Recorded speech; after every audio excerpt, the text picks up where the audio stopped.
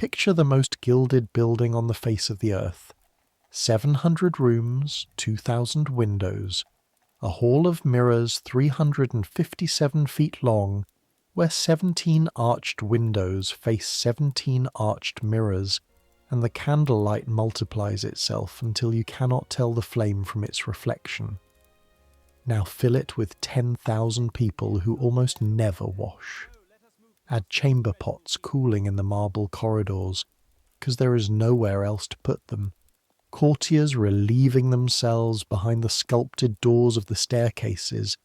Fish guts rotting in the drains beneath the terraces, and perfume, clouds of it, jasmine and orange flower and musk, sprayed over all of it the way you'd throw a silk cloth over a corpse. That's Versailles. The envy of every crowned head in Europe, and a building where the smell in August could make a farm boy gag.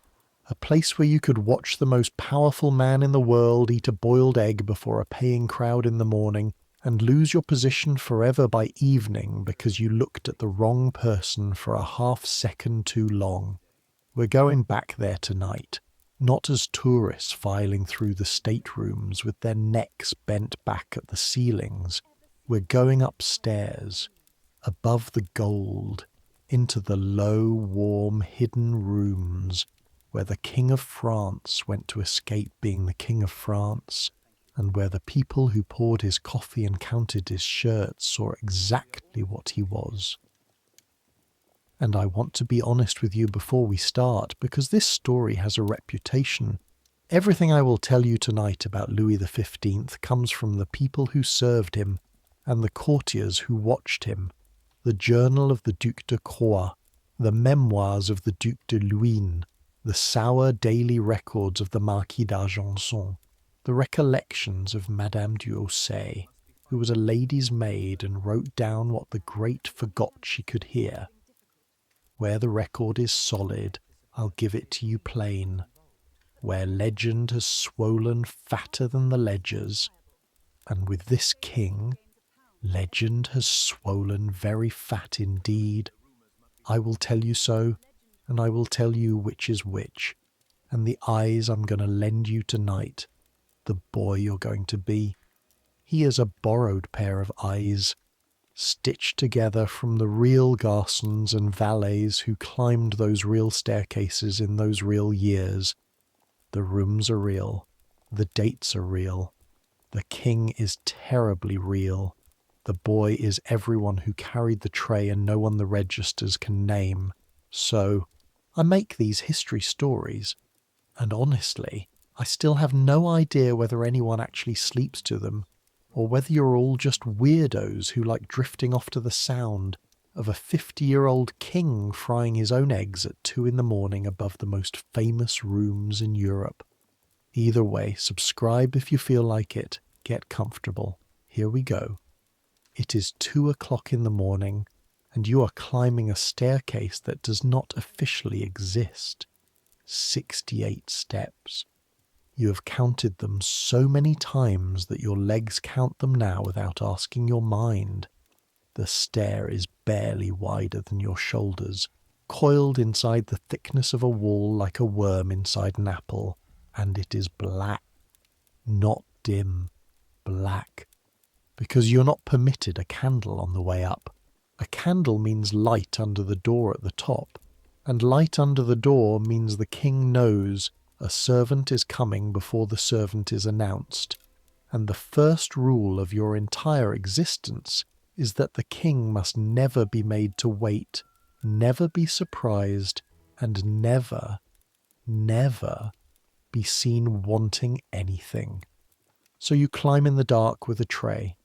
On the tray, a small brass coffee pot with a dent in its lid, a porcelain cup thin enough to read through, a dish of sugar, and a linen napkin folded to the width of 3 fingers, because Monsieur Quentin measured it once with his own 3 fingers and told you that was the width, and you have never dared fold it any other way. The pot is empty. That is the strange part. The part your mother would never believe. If you could write to her about it, which you cannot, because you have sworn on a painted crucifix in the Grand Commune never to describe anything you see above the marble floor of the state apartments. The pot is empty because the King of France brews his own coffee. You carry the water, the pot, the cup, the fire irons if they're wanted. He does the rest with his own hands, the same hands that sign death warrants and treaties, and he does it well, and if you so much as reach for the pot at the wrong moment, he will say, without heat, without even looking at you, leave it. And those 2 words will keep your ears hot for a week. The stair turns. Your right shoulder brushes stone, then plaster, then wood, and that sequence tells you there are 11 steps left.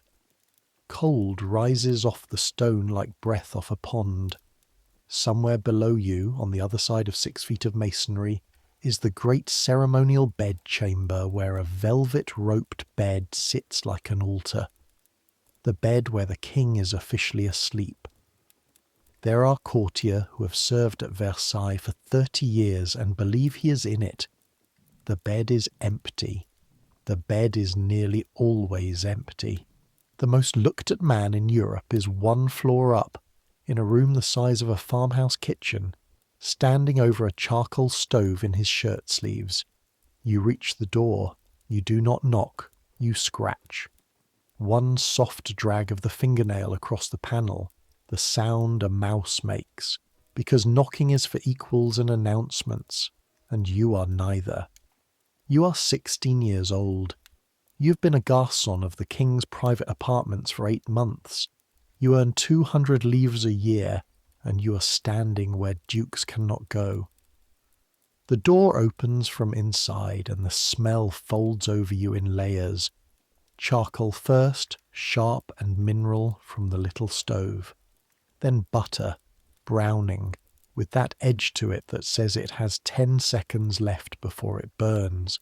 Then coffee, real coffee, beans the king grew himself in the glass houses at Trianon, roasted in a pan by his own hand, a smell so dense and dark after the black staircase that your eyes water, and underneath it all, wax, white beeswax, the honey-sweet kind, dozens of candles of it, because up here they burn only the best, and one of the ways you know you have crossed out of the public palace into the private one is that the light itself smells expensive. Welcome to the petits apartments of Versailles. Welcome to the winter of 1756, the 41st year of the reign of Louis the 15th, called the Beloved. Welcome to the small hot room above the gold where the beloved goes to hide. Monsieur Cointin holds the door. He is 51 years old, grey as a knife blade, and he has the stillest face you have ever seen on a living man. He looks at your tray for exactly as long as it takes to see that the napkin is 3 fingers wide, and then he steps aside, and you are in the room with the King of France, and the King of France is frying eggs. He is tall, taller than any man you knew at home, close to 6 feet, with heavy shoulders and the blackest eyes in the kingdom. Every ambassador who ever met him wrote about the eyes. He was the most beautiful child in Europe once. You have seen the portraits downstairs. The boy king of 5 with his little ermine and his rod of justice. Orphaned before he could talk, king before he could read. He's 50 now. The beauty has thickened but not left. He stands at the stove with a long-handled pan, in his shirt, no coat, no wig, his own grey-brown hair tied back with a plain ribbon, and he tilts the pan with a small precise roll of the wrist, and the eggs slide and set, and he watches them with total attention. With more attention, courtiers say, then he gives the fall of cities. You put the tray down on the small table without one sound. This is a skill. It took you a month to learn it. How to let porcelain kiss wood so softly that the kiss stays private. And you learned it with your heart in your mouth. because the garçon before you, Quentin told you flatly, was sent down for clattering a cup. One clatter. 11 years of service, gone by supper. You do not look at the king. Looking is taken.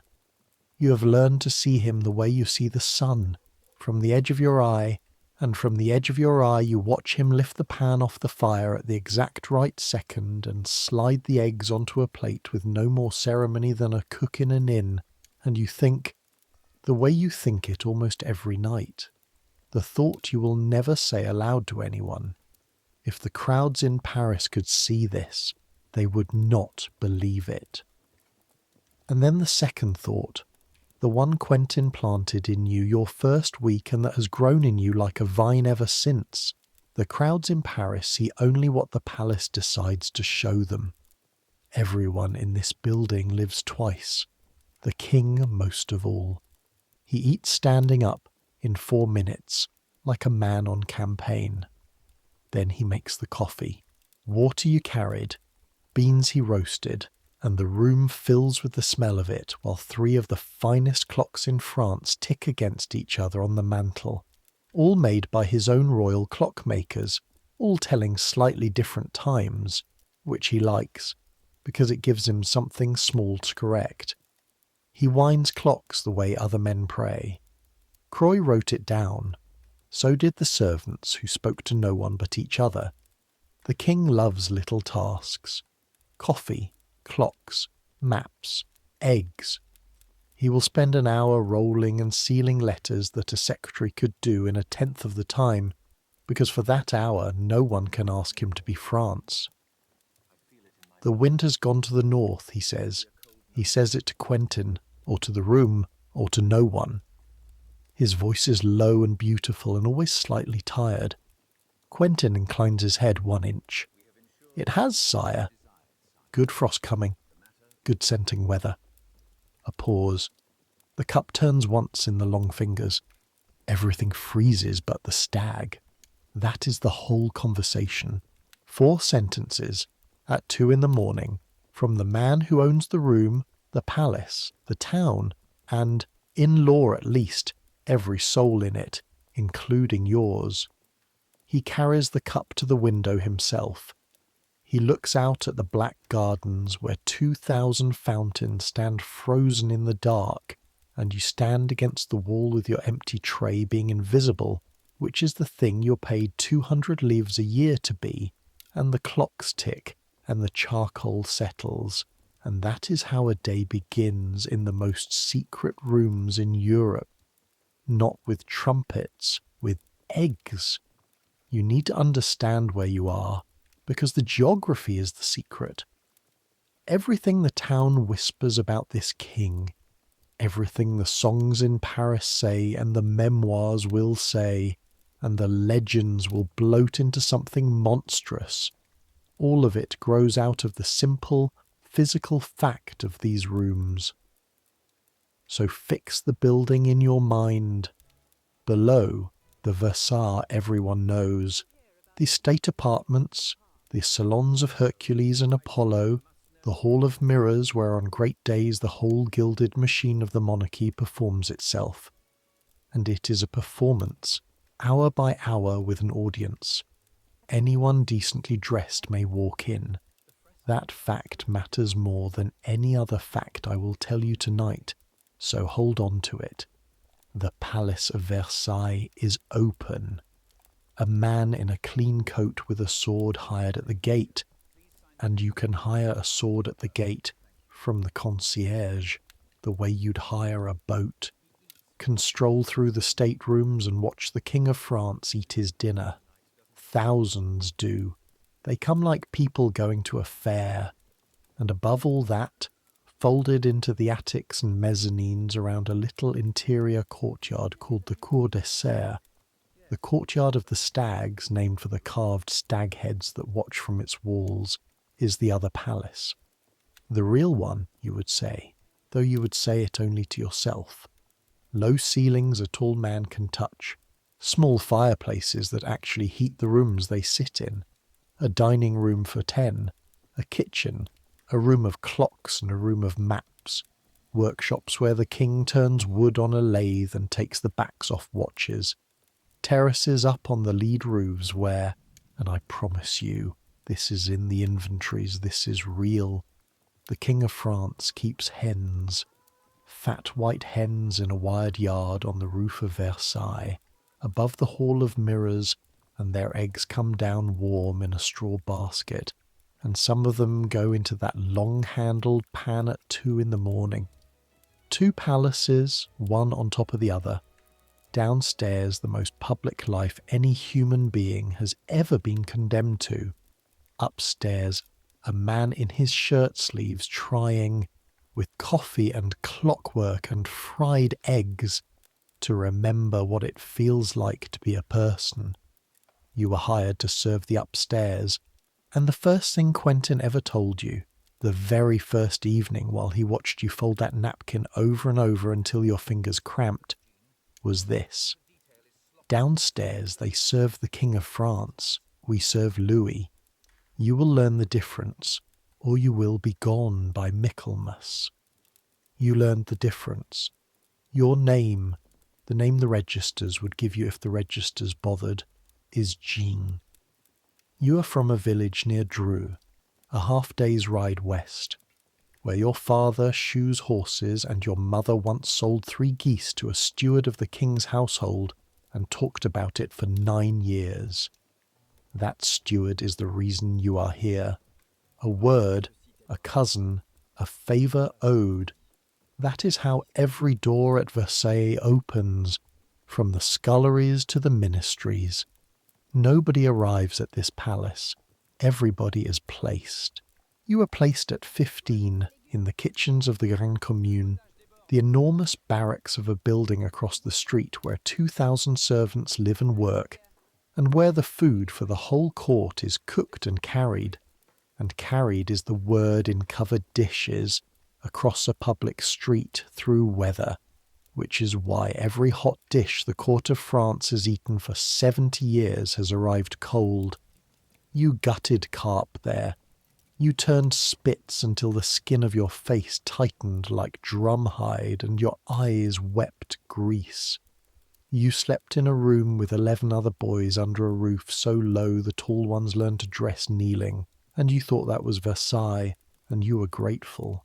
Then one of the garçons of the petit apartments died of a chest fever, and the world above the gold needed a boy who was quiet, clean-fingered, and had no interesting relatives, and the same cousin whispered the same word to Monsieur Quentin, and Quentin came down into the smoke of the Grande Commune and watched you work for 1 hour without telling you who he was. You know now what he was looking for. He was not looking for skill. He was looking for a boy the eye slides off. The eye slides off you. It always has. At home it made you sad. Here it is a fortune. So now you sleep. When you sleep, in a cupboard of a room, in the attics of the north wing with one other boy, Baptiste, who works in the king's private kitchen and dreams with his whole soul of one day being allowed to touch the roasts. Baptiste is from Picardy, freckled to the eyelids, and he talks in his sleep about basting. You share a straw mattress, a water jug, 1 hook for coats, and a window the size of a Bible, and in the mornings the 2 of you crack the ice on the jug and wash in water so cold it feels like being slapped by a saint. And it is still, you both know it, you have both slept in worse, the best lodging either of your families has ever had. Because here is the arithmetic of your life, and I want you to hear it, because nothing about this palace makes sense without it. Your wages are 200 livres a year. A Paris labourer might see 300 if he works every day the weather allows. But your bread is the king's, your candle is the king's, your blue coat is the king's, and above all, above everything, your position is the king's, and a position at Versailles is not a job, it is a property. Men buy offices here the way they buy fields and leave them to their sons. The man who hands the king his shirt in the morning ceremony downstairs paid more for the right to do it than your entire village, church included, is worth, and the perquisites. Now we come to the candles. Every candle in the king's private rooms is white beeswax, and every candle by iron custom is lit once. One evening, one lighting. What remains at the end of the night, and what remains is often most of the candle, thick as your wrist, sweet as a hive, belongs to the servants. It is your right. It is written nowhere, and it is more solid than anything written anywhere. You gather the ends in a willow basket. Quentin divides them by rank with the gravity of a bishop dividing relics, and once a week the chandler in the town, a leaning shop on the Rue de la Paroisse, buys your share by weight.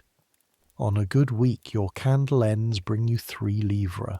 That is your wages again, and half again, dripping quietly out of the king's ceilings and into your pocket, and nobody blinks, because everyone from the first valet down to the boy who scrapes the stove lives exactly this way, on the fat that renders off the crown.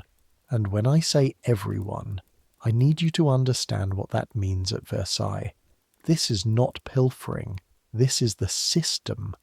The palace is a carcass, and 10,000 people live on the drippings, position by position, right by right, and the king knows it, and the king does not care, because the king has never in his life had to know what anything costs. Remember the candles. Candles at Versailles are never only light.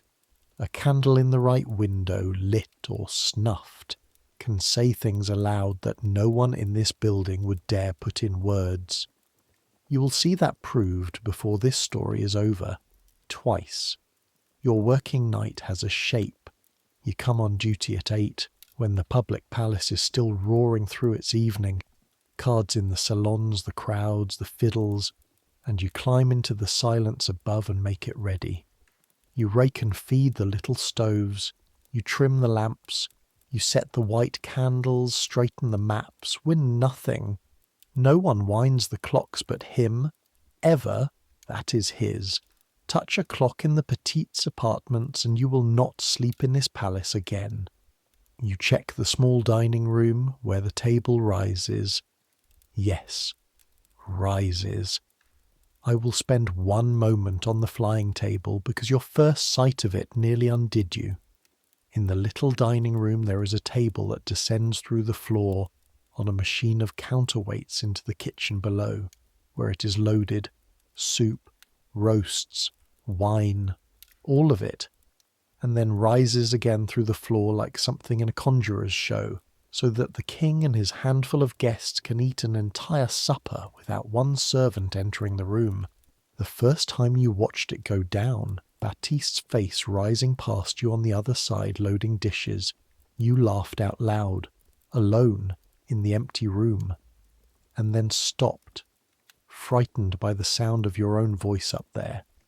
They built a machine, you thought, so that even we would disappear.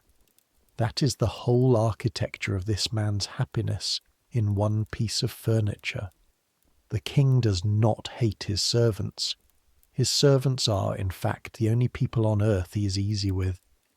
Everyone above the rank of valet frightens him, and I will show you that too. No, what the king cannot bear is being seen. He is the most seen man since Rome. He was 5 years old when they held him up in the great gallery to be looked at by 1,000 people, an orphan in ermine, and he is 50 now, and he's been looked at every single day in between, at his rising, at his dressing, at his table, at his prayers. So above the gold he built a world where the tables serve themselves, where the stairs are hidden in the walls, where the boy with the coffee tray climbs in the dark. A world with the people edited out, almost out. Someone must still carry the water, someone must still count the shirts.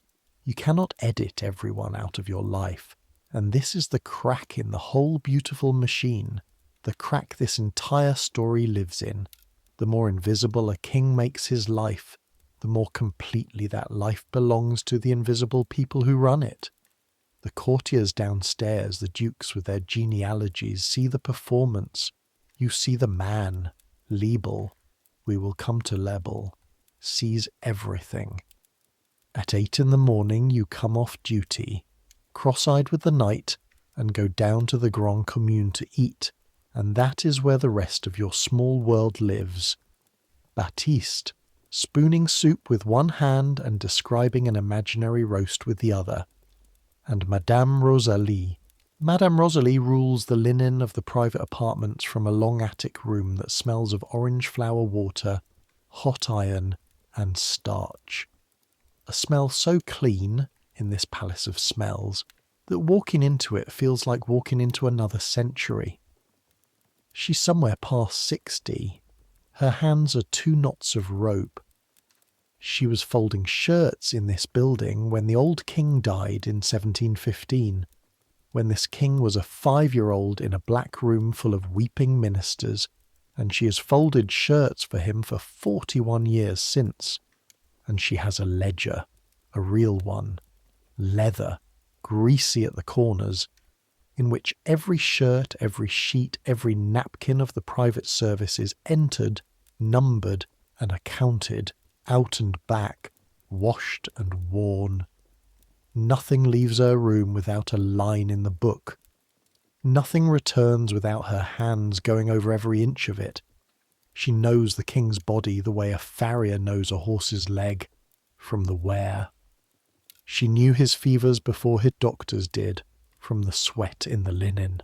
She's the only servant you have ever seen make Monsieur Cointin step aside in a doorway. Her ledger matters. Put it next to the candles in your mind and leave it there. In a palace built on appearances, the truth ends up in the strangest books. It is Rosalie who is mending the hem of your coat one grey November morning. She does it herself, jabbing the needle like a woman killing something small, because the tailors of this house so like ministers govern. When you make the mistake that starts your education, you mention being 16, being proud, that a man in the town asked you what the king is like up close. The needle stops. The whole room stops. 2 laundry girls at the far table go still over their folding without even seeming to hear. And what did you answer? Rosalie's voice is pleasant. Her eyes are not. Nothing, that I carry trays. The needle starts again. The room breathes. That is the only answer there is, she says. Say it always. Say it to clever men and pretty women and priests and your own mother. This house. She bites the thread, ties off, smooths the hem flat with one rope-knuckled thumb. This house feeds us, boy. All of it. The bread, the coat, the candles you sell. Don't stare. Everyone knows about the candles. And a house can only be eaten quiet. The ones who talk. She folds the coat once, sharply, the way she folds everything. The ones who talk are not punished. That's country thinking. They are simply never anywhere, ever again. No place, no reference, no cousin's word. There is nothing outside this house for people like us, John. There is weather. She hands you the coat. Now you know, she says. Go to bed. You go, but you don't sleep. Not for a long time, because through the Bible-sized window a thin November light is falling on Baptiste's freckled sleeping face, and you lie there doing the arithmetic of your life again, and finding at the bottom of the column a number you had not noticed before. Everything you have is drippings from the same carcass. Every servant in this palace is fed, clothed, and silenced by the same quiet mathematics. 2,000 people above and below you know things about the man upstairs that would burn the ears of Europe, and Europe will never hear one word until the day the house no longer feeds them. Hold that thought. It is the reason you are hearing this story at all. Memoirs are written by servants whose houses have died. 2 more objects, and then I'll show you a full day, because you cannot understand what the servants knew until you have stood where they stood for 24 hours together. The first object is a knife. Your knife. Every garçon of the private rooms carries one. A folding penknife, horn-handled with the blade 2 inches long, and you use it 40 times a night. To trim lamp wicks, to sharpen the king's pencils, to lift wax drips from the parquet, to cut the strings of parcels from the sellers of maps and prints, because the king collects maps the way other men collect grievances. Quentin issued it to you your first week, along with its sermon. Keep it sharp, keep it hidden, and understand what it is. It is a tool. A blade this small couldn't kill a man if you wanted it to. You remember thinking what a strange thing that was to say. Remember that it was said. In January, God help all of us, you will remember it every hour. The second object is a key.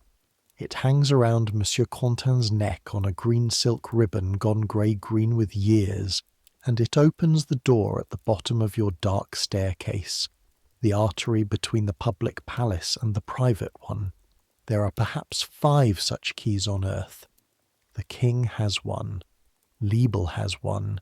Quentin has this one, and he has worn it for 26 years, and you have watched him touch it, flat-palmed, through his shirt, the way your mother touches the medal of the Virgin at her throat, and you have understood without being told that the ribbon will go to someone some day, the way a farm goes to a son. Every boy in the private service dreams about that ribbon. You're ashamed of how often you dream about it. A tool that could never hurt anyone. A key to the hidden door. The candles, the pot, the ledger. Keep all of them where you can see them. Everything in this story is small. That is the point of it. The largest palace in the world, and its truths are pocket-sized. Now, one day, stand where you stand. 11 in the morning, and you are in the state apartments on an errand, carrying up a folio of new maps of the Rhine that came for the king from his geographer, which means you get to see the show. The lever is over. The king has been officially woken in the bed he did not sleep in, officially shaved, officially handed his shirt by the highest-ranking noble present, a ceremony men wait years and pay fortunes to touch the edge of. Now he goes to Mass, and the whole gallery performs itself. And when I say performs, I need you to understand what that means at Versailles. This is not a metaphor. There are spectators. There are always spectators. Provincial gentry, foreign tourists, lawyers' wives from Paris in their best silk, all decently dressed and therefore all admitted, pressed behind the balustrades in the Hall of Mirrors to watch a middle-aged man walk to chapel. The crowd bends as he passes like grass under wind. Women go up on their toes. A man from Lyon holds his little son over the heads of the crowd, and the child, terrified by the noise, starts to wail, and the man keeps holding him up anyway, because the boy will be able to say until he is 80, "I saw Louis the Beloved." And the king walks through it all with his hat under his arm, magnificent, graceful. Even d'Argenson, who came to despise him, wrote that no man in France entered a room better, and his face is perfectly agreeable, and his black eyes are perfectly dead. You are close enough for 3 seconds, pressed against the cold mirror glass with your folio, to see what the crowd cannot, that he is not looking at anyone. He has learned to pass his eyes over a crowd the way you pass a cloth over a table. The most public man in Europe has been absent from his own life for years, and 200 people are watching him with their hearts in their mouths, and not one of them can see that there is nobody there. You see it. Servants always see it. You carry your maps and go. At 1 o'clock, On days of the Grand Couvert comes the strangest theatre of all, and I will give it to you exactly as the memoirs give it, because no invention could improve it. The King of France eats his dinner in public, alone at a table, on a dais, in front of a standing crowd, and the great delicacy of the performance, the thing people genuinely came from other countries to see, is that Louis the 15th could take the top off a soft-boiled egg with a single backhanded stroke of his fork. That's it. That's the trick. The ushers would announce it in the galleries, and the king is about to eat his egg, and the crowd would thicken and hush, and the fork would flash, and the top of the egg would come away clean as a duelist's button, and all of Versailles would murmur the way crowds murmur for acrobats. An egg! Downstairs, before 500 eyes, an egg is majesty itself, rehearsed and applauded. Upstairs, at 2 in the morning, an egg is a lonely man's supper, fried by his own hand in butter, eaten standing in 4 minutes, in silence. Same egg, same man. The entire scandal of this reign, everything the pamphlets will scream and the historians will weigh, is folded into the space between these 2 eggs, and only the servants ever stood in both rooms. At 2:30 he hunts. He hunts nearly every day of his life, and here you learn the second great fact about your master, after the shyness, the boredom. It has a colour, his boredom. The whole upstairs staff can read it like weather. Marquis d'Argenson, bitter, yes, but he knew him from childhood, wrote it flat in his journal. The king is bored wherever he is. He's a man devoured by ennui. The hunt is the one medicine. On horseback, going full stretch through the forests of Fontainebleau or Compiègne, or the great ride at Mali after a stag, he is, by every account you will ever hear from the men who rode near him, alive, decisive, tireless, even happy, out in rain that sends dukes home. Then the horn sounds the kill, and the light goes out of him again like a snuffed wick. Sometimes the huntsmen swear this, before he's even out of the saddle. And it is all counted. That is the detail that catches in your mind like a burr. The first time the king's own hunting record passes through your hands on its way to the bookbinder. A ledger kept year over year in the household's meticulous style of everything taken. Stags by the year, pieces of game by the day.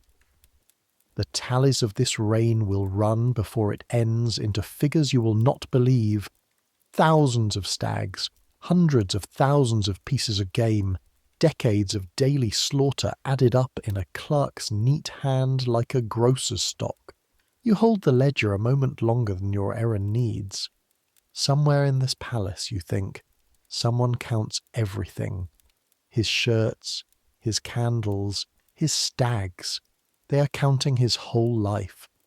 It is the best recorded life in Europe, and he has slipped out of it, and no page of any of it can say where he went. Put the hunting ledger on the shelf in your mind next to Rosalie's book. Ledgers in this story have a way of getting the last word. At 6, the palace becomes what the visitors will remember. The apartment evenings, cards and billiards and music under the chandeliers, 1,000 candles doubling themselves in the 17 mirrors, the crash and glitter of the greatest court on earth. The king stands at a card table and loses sums that would buy your village without pleasure, without pain. And then, at some point between 10 and midnight, comes the moment you have come to think of as the truest moment of the ceremonial day. The king withdraws. The cowshe plays itself out. The ceremonial undressing, the handed candlestick, the great bed, the closed balustrade. France put to bed like a holy image laid in its case. The doors shut. The courtiers disperse, yawning, to their carriages and their debts. And upstairs, a door you could not find in daylight opens without a sound, and the man officially asleep beneath the state canopy comes up 68 dark steps into the low, warm rooms that smell of coffee and beeswax, in his shirt, carrying his own candle, looking, Croy saw it once and wrote it, almost frightened by it, 20 years younger than he had looked an hour before. The private suppers begin near midnight, 10 covers at most, laid by the flying table. A handful of men he trusts and 2 or 3 women who can be amusing without wanting anything, which is the rarest talent at Versailles. From your post in the service pantry, you hear what the public court would give its teeth to hear. The King of France laughing. Dufour de Chevigny, who sat at those suppers and set it down in his memoirs, said what all of them said, that up here the king was the most charming man in the kingdom, easy, funny, exquisitely kind in small things. He made the coffee himself and would let no one serve it for him, and that downstairs, before the crowd, this same man could not force 3 sentences past his own dread of strangers. The most powerful human being in Europe, wrote the people who knew him best, was shy, pathologically, incurably shy, since boyhood, a shyness the size of a country, hidden behind the best manners in the world. You bring up the water at 2. You count the 68 steps. The pot with the dented lid goes on the little stove, and the smell of his coffee fills the low rooms. And somewhere below your feet the empty state bed lies in the dark like a monument on a tomb. That is the machine, turning. Public egg, private egg, performed sleep, real coffee, 10,000 watchers, 10 guests, 1 shy man. Now I have to show you the parts of the machine that the town whispered about. Because you have noticed something these 8 months. Of course you have noticed. You are invisible, not blind. Begin with Lebel, because everything begins with Lebel. Dominique Guillaume Lebel is the first valet de chambre of the king, one of 4 men who hold that office in rotation, but the one and everyone above and below stairs knows it. He's in his 60s now, heavy, soft-footed, with a face like a well-kept secret and the most beautiful coat-brushing hands in France. He has been at this king's side since before you were born. He sleeps, when on duty, on a folding bed at the foot of the king's real bed, which means that for whole quarters of every year, the man physically closest to the King of France, all night, every night, is not a queen, not a mistress, not a minister. It is a valet. Understand what a first valet is, because there is no equivalent in your village or in ours.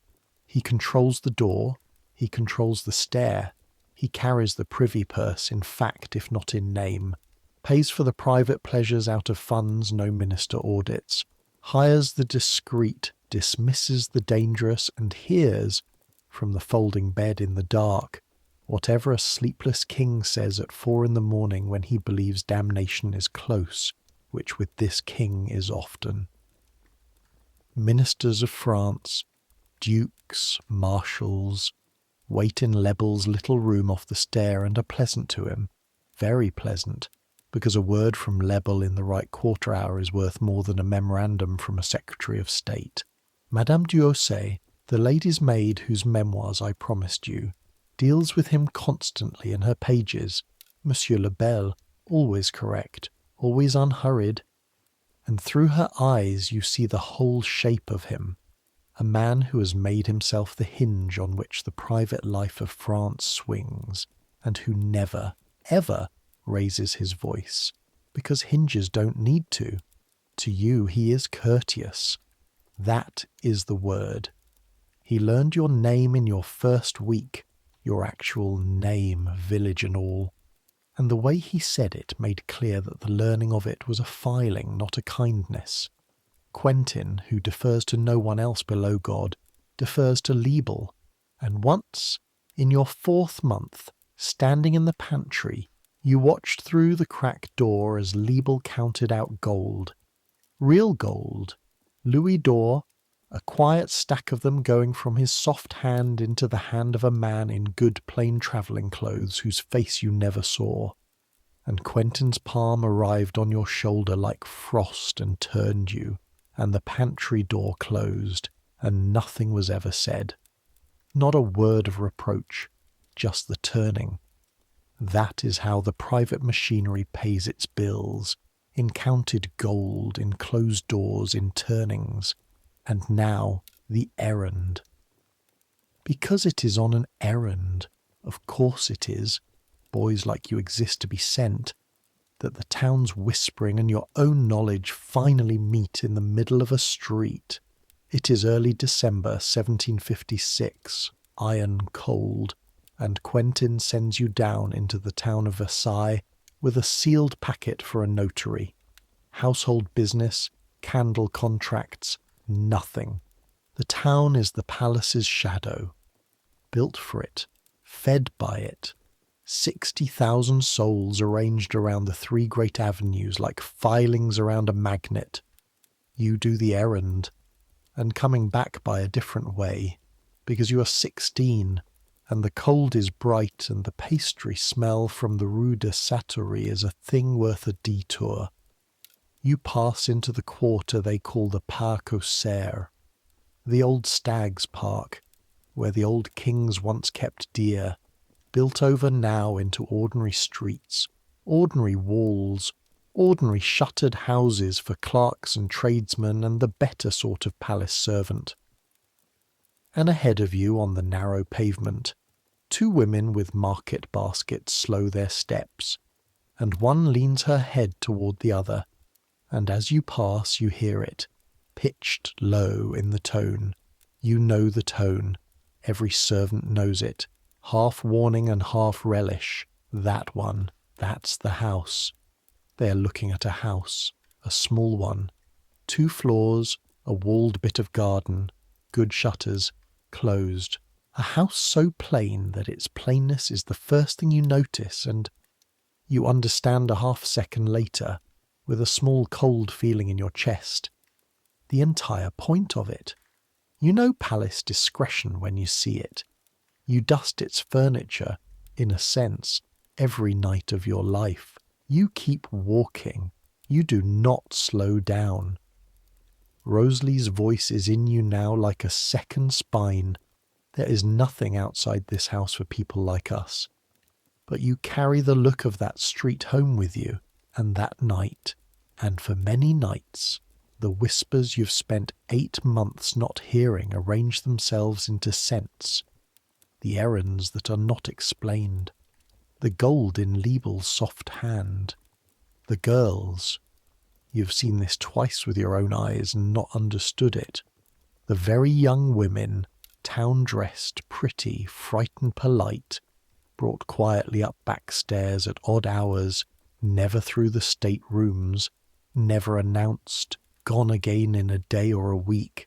Here is what that house was, and I will say it once, plainly and completely, the way the account books and the serious historians say it, and then we will step back out onto the cold street where a servant belongs.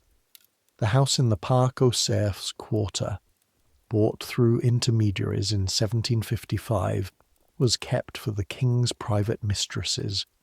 Young women, some of them very young by our reckoning, and not much older than you by that century's, procured, installed, paid, and afterward provided for by the machinery of the household, with Lebel as its quiet manager, while the king's official life above the gold went on as if the house did not exist. That is documented.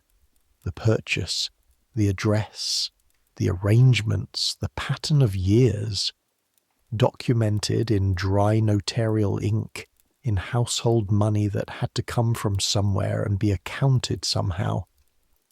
The people who served him did not need the documents. They carried the sedan chairs. Now let me do what I promised you at the start, because this is exactly the place where legend has swollen fatter than the ledgers, and the difference between the two is, in its way, the whole moral of tonight. The legend, and it began in the pamphlets within the king's own lifetime and grew for a century after, says a harem. Hundreds of girls, some said thousands, a palace of vice out in the town, a monster in silk devouring a generation. The records say a small house, one young woman in residence at a time, sometimes two. Over the whole span of years, the names that can actually be traced number, not in hundreds, but in a bare handful of dozens at the very most.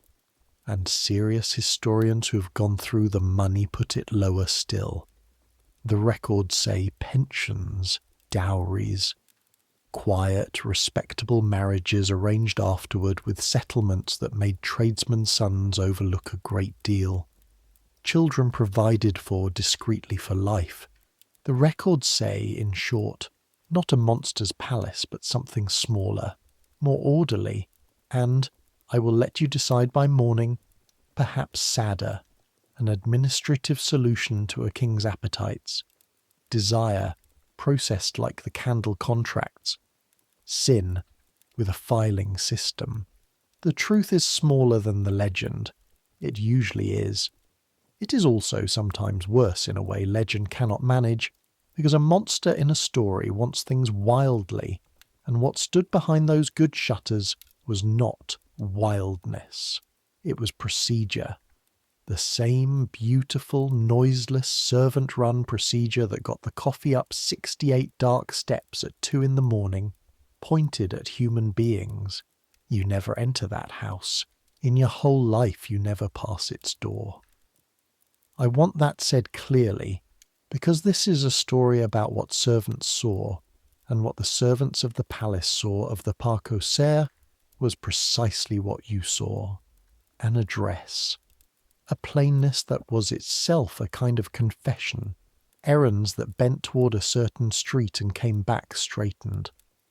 The house appears in this story the way it appeared in your life, at the edge, shuttered, whispered at by women with market baskets. And that edge, believe me, is close enough. What you feel about it, at 16, in December 1756, is not what a pamphleteer would want you to feel. It is more confused than that, and I will not clean it up. You feel the cold feeling in the chest. You feel, God forgive you, the pull of the secret itself, the servant's terrible pride of knowing. And under both, like a stone under snow, you feel a thing you cannot name yet but will be able to name by the end of this year, after the knife, after everything, that the man upstairs frying his eggs, the shy man, the kind in small things man whose coffee pot you carry, that these things and the house with the good shutters are not two men, they are one man, and every soul in the private service holds both halves of him in their two hands every single night, and says nothing, and folds the napkin 3 fingers wide. You went through the town today, Quentin that evening not looking up from the lamp he's trimming. Yes, Monsieur Quentin. Long way round for the notary. The wick takes. The flame stands up small and clean. You say nothing, which is, you have learned, an answer he respects. Streets are for walking through, he says at last to the lamp, not for looking at. A man who walks through a street was never in it. He sets the glass chimney down over the flame with 2 fingers, softer than snow landing. Especially, he says, that street. And that is every word Monsieur Quentin, 26 years on the green ribbon, will ever say to you about the most famous secret in France. One more figure now, glimpsed the way you actually glimpsed her, and then the winter closes in. Twice that December on the hidden stair and in the map room. You pass within touching distance of Madame de Pompadour, the marquise, the mistress of the machine's daylight hearth, small, exquisite, the most discussed woman in Europe, going up to the private rooms not on the stair at all but in the flying chair, the counterweighted seat that rises inside its shaft from her apartments, because she has passed the days when stairs were kind to her. What the whole world does not yet grasp, and every upstairs servant has known for years, is that the famous romance is long over and something stranger has replaced it. She has made herself indispensable another way. Reader of his moods, manager of his boredom, sifter of his company, in all but title a minister of France. The suppers she arranges are the only rooms on earth where anyone reliably sees him laugh. Her own story, what that transformation cost her and what it made her, is a whole night of its own, and I have told it. Tonight she passes you in the shaft of the flying chair, with her fan closed in her lap and her face, unwatched for 1 second between floors, as tired as his. Even the people the king loves, you think, watching the chair rise away, have become staff. Then the thought frightens you, and you pick up your basket of candle ends, and you go and get weighed out by the chandler like every other honest thief in this house. 2 weeks before Christmas, you serve at the strangest supper of your life, and afterward you understand your king better than any pamphlet in Paris ever will. It is past midnight in the little dining room, 8 covers. The flying table has come up loaded, a soup of pheasant, a carp from the great ponds, the king's own hen's eggs done 3 ways, wine poured before the table ever rose so that no bottle need be touched in the room. You are stationed in the service pantry with Quentin, behind the door with the lattice, close enough to hand things through, far enough to be officially non-existent. On the table itself, walking between the dishes with the totally unhurried arrogance of his kind, is the white cat, the big Angora the courtiers' memoirs complain about, who attends the king's private suppers like a minister and takes tribute from every plate, because the one creature at Versailles who is never, ever corrected is the king's cat. The company is good, the laughter real. You've heard it swell and break for an hour. And then, in one of those silences that fall on any table after midnight, the king's voice, low and pleasant and terrible.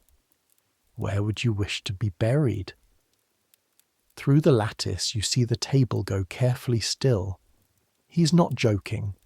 He's never joking when it turns this way, and the private company knows it, because it turns this way often. The Duc de Croy, a decent, straightforward soldier who keeps his journal like a man laying bricks, and thank God for him, because half of what we know of these rooms is his. Croy recorded exactly these suppers, and exactly this habit. The king loves to talk of death, at table, at cards. Riding home from the hunt past a village churchyard, he will send a man to ask whose grave is fresh, and how the fellow died, and of what, and how long it took. Illness, last agonies, the burials of men he knew. He handles the subjects the way he handles the backs of watches, delicately, attentively, unable to leave them alone. The company calls it his manie. The confessors call it something better, the fear of God in a man who cannot make himself deserve mercy and cannot stop measuring the distance to judgment.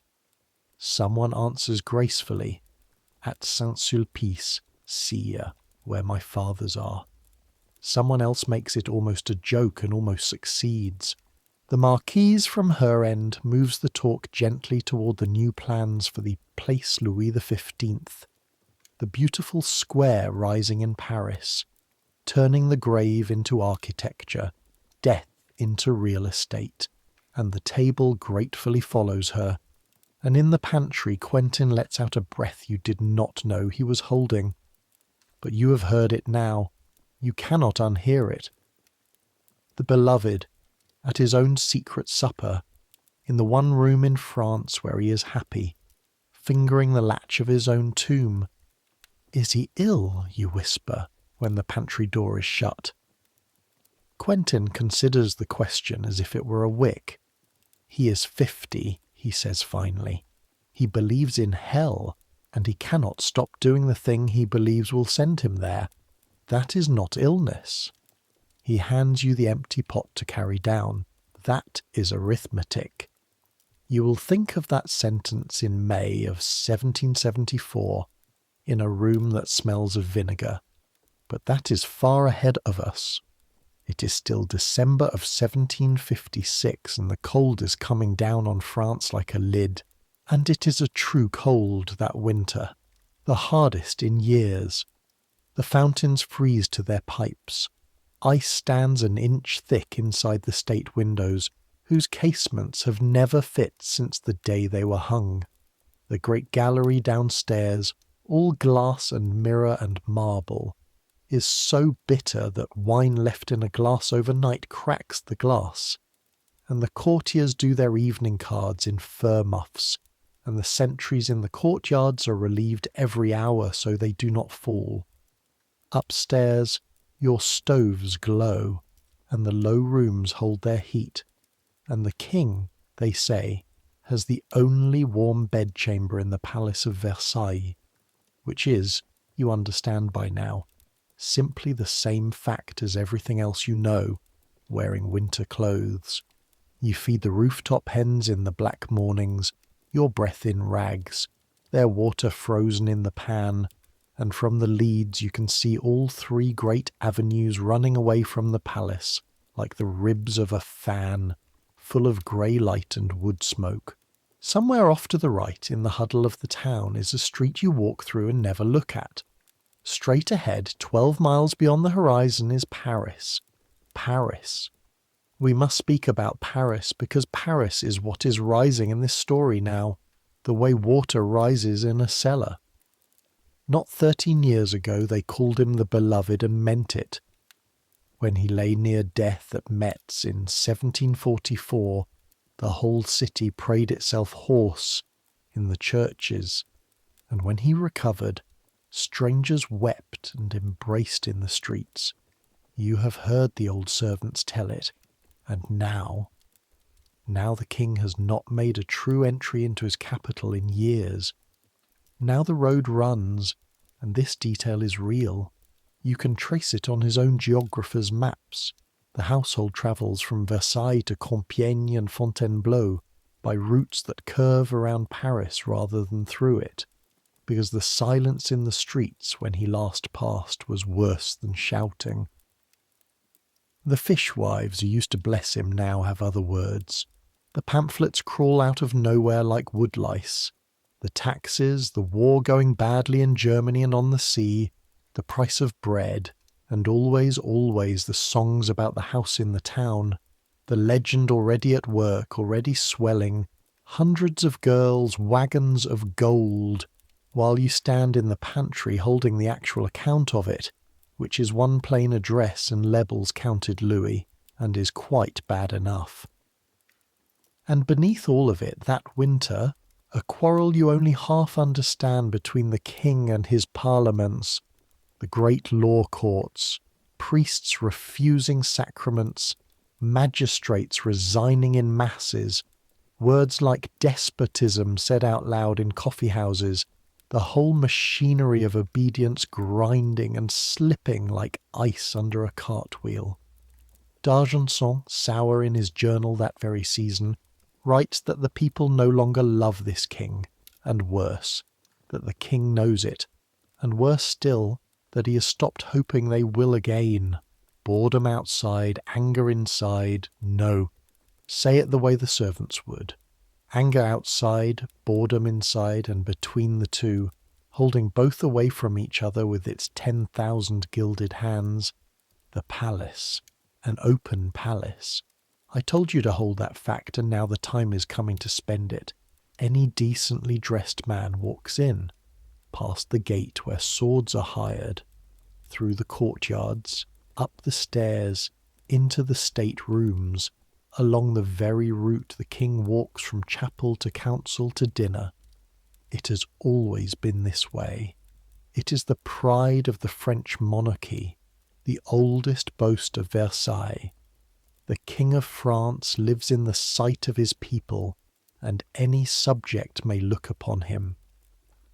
In the crowds at the Grand Couvert you've seen men whose coats were good and whose eyes were wrong and thought nothing of it, because there is nothing to think.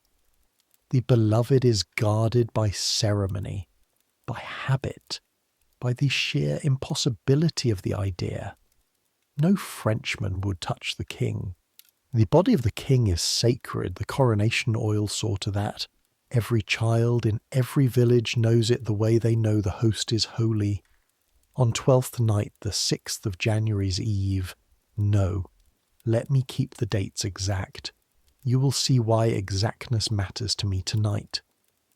On the 4th of January 1757, the household begins its remove to the Trianon, the small palace out in the gardens, an ordinary shuttle of the court's endless restlessness.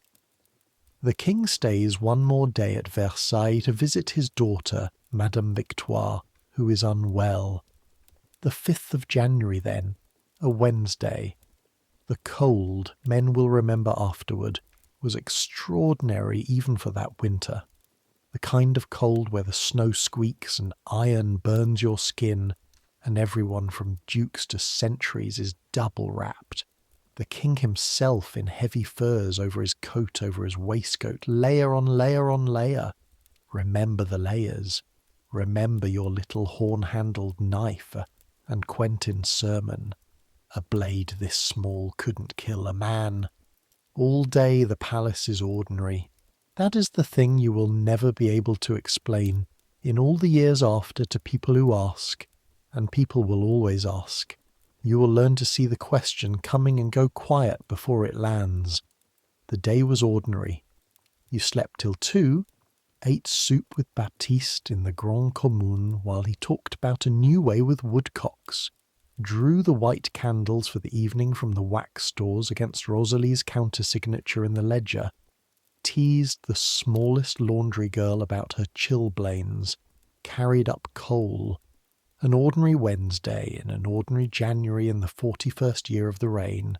At 5:45 in the evening, the king comes down the small staircase from Madame Victoire's apartments to take his carriage for Trianon, with the Dauphin at his side and his gentlemen about him, and the torches standing almost still in the frozen air, and in the crowd of 200 ordinary admitted people pressing to see him pass. Decently dressed, in a good brown coat, hat on, one man among many in the open palace of the open monarchy. There is a servant, not one of yours, not of the household, but a servant all the same, and I want you to sit with that fact the way the whole service will sit with it, white-faced, before this night is out, a man of your own kind, a domestic. 42 years old, a lackey and errand man half his life in the great houses of Paris, in and out of service at the law court's edges, a carrier of trays and messages, a stander in anterooms, a man whose whole profession, like yours, was to be present and unconsidered. The eye slides off servants. It always has. It is a fortune, and it is a door, and on the 5th of January 1757, at 5:45 in the evening, in the torchlight at the bottom of the petit escalier, the door is standing open. His name is Robert François Damiens, and in the pocket of his good brown coat there is a folding knife. You are not in the courtyard when it happens. I want that understood first, because the way this night reaches you is part of what this night is. Versailles is a machine for deciding who sees what. You are a servant of its most hidden gears, and so the most public act of violence France has seen in 150 years comes to you the way everything comes to you, through walls, up staircases, along service corridors, passed from hand to hand like a covered dish. At 5:15 on the evening of the 5th of January 1757, you are one floor above the world, in the small dining room of the Petit apartments, rapping the king's clocks. Not winding them, rapping them. The household is removing to Trianon, and 3 of the finest clocks in France travel tomorrow in straw and flannel, and you have been trusted, for the first time, to rap what you are forbidden to wind. Your hands are full of flannel. The room smells of cold ash and yesterday's beeswax, the stoves banked low, the white candles burned down to their profitable ends, because tonight nobody sups up here, and the rooms already have that held-breath feeling of a house between uses. The Petits apartments are built to keep sound out. That was the whole idea. 6 feet of wall, double doors, a staircase muffled in masonry. On an ordinary evening you can stand in this room and not know whether it is raining, whether the court is dancing, whether France is winning or losing a war. So the first thing you notice is nothing. The second thing you notice is the floor. A tremor in the parquet, so slight you feel it in your knees before your ears catch up. Doors, many doors far below, opening and closing too fast. In a palace where every door has its own etiquette, this one for princes, that one for trays. Doors moving fast is a sound with the skin off. Your hands stop on the flannel, and then something happens that has never happened in the 8 months of your service. Something that is not supposed to be possible. Someone runs up your staircase, the hidden stair, the 68 steps where you're not permitted a candle, where you learn to climb like smoke. Boots on it. Boots taking the turns hard, a body caromming off the walls of a passage built for shoulders like yours, and then a fist, not a fingernail, a fist, hammering the low door, and Baptiste falls into the room with no coat, frost still on his sleeves from the open street, his freckles standing out like spatter on a face gone the colour of tallow. He has run from the Grand Commune. He cannot get his breath. And the first whole thing he manages to say in the King of France's own private dining room, in a voice like a boy calling from under ice, is, "They've killed the king. Hold there, because that sentence is false, and you will not know it is false for the longest hour of your life, and I am not going to let you skip the hour. Nobody let you skip it. You do not remember putting down the flannel. You remember the staircase. Down it, both of you, Baptiste's breath sobbing behind you, and then the service corridors. And this is where the night truly begins, because the corridors are full. Every servant in Versailles is in motion at once. Laundry girls in doorways with their fists at their mouths, kitchen men still holding ladles, an old wig dresser sitting on a stair with his face in his hands. The corridors roar, not loud, worse than loud, a low churning of half-sentences, and out of the churn the facts fly at you like bats in a dark room, stabbed in the courtyard. Getting into his carriage, no, at the foot of the staircase, the little staircase, coming down to the carriage, dead. He was carried in dead. Not dead. He walked. He walked up to his own bed. No man walks who is dead. Poison. The blade was poisoned. He is dying of it this minute. They have sent for the family. Listen to the doors. They have the man. They have him in the guardroom. They are burning him. And then the fact that stops your heart in a way, even the word dead did not. The fact the whole corridor keeps circling back to, lowering its voice each time as if the word itself were catching. It was a servant. Learn it now the way you learned it then, in pieces, with the plaster of the passage cold through your coat, because your legs had stopped being reliable. a man stepped out of the crowd of admitted spectators at the bottom of the petit escalier, just as the king came down it in the torchlight, with the Dauphin at his side and his gentlemen around him. 200 people were watching. Guards stood every few feet. The man simply walked in among the gentlemen, decently dressed, therefore admitted. The open palace, the old boast, any subject may look upon his king, put one hand on the king's shoulder as if to steady himself in the press, and with the other struck him in the right side. The king thought it was a blow, a fist, an elbow in the crush. The accounts agree on it. He said as much, half turning. Then he put his hand in under his furs and drew it out, and by torchlight the King of France stood at the bottom of his own staircase looking at his own blood. "I am wounded," he said.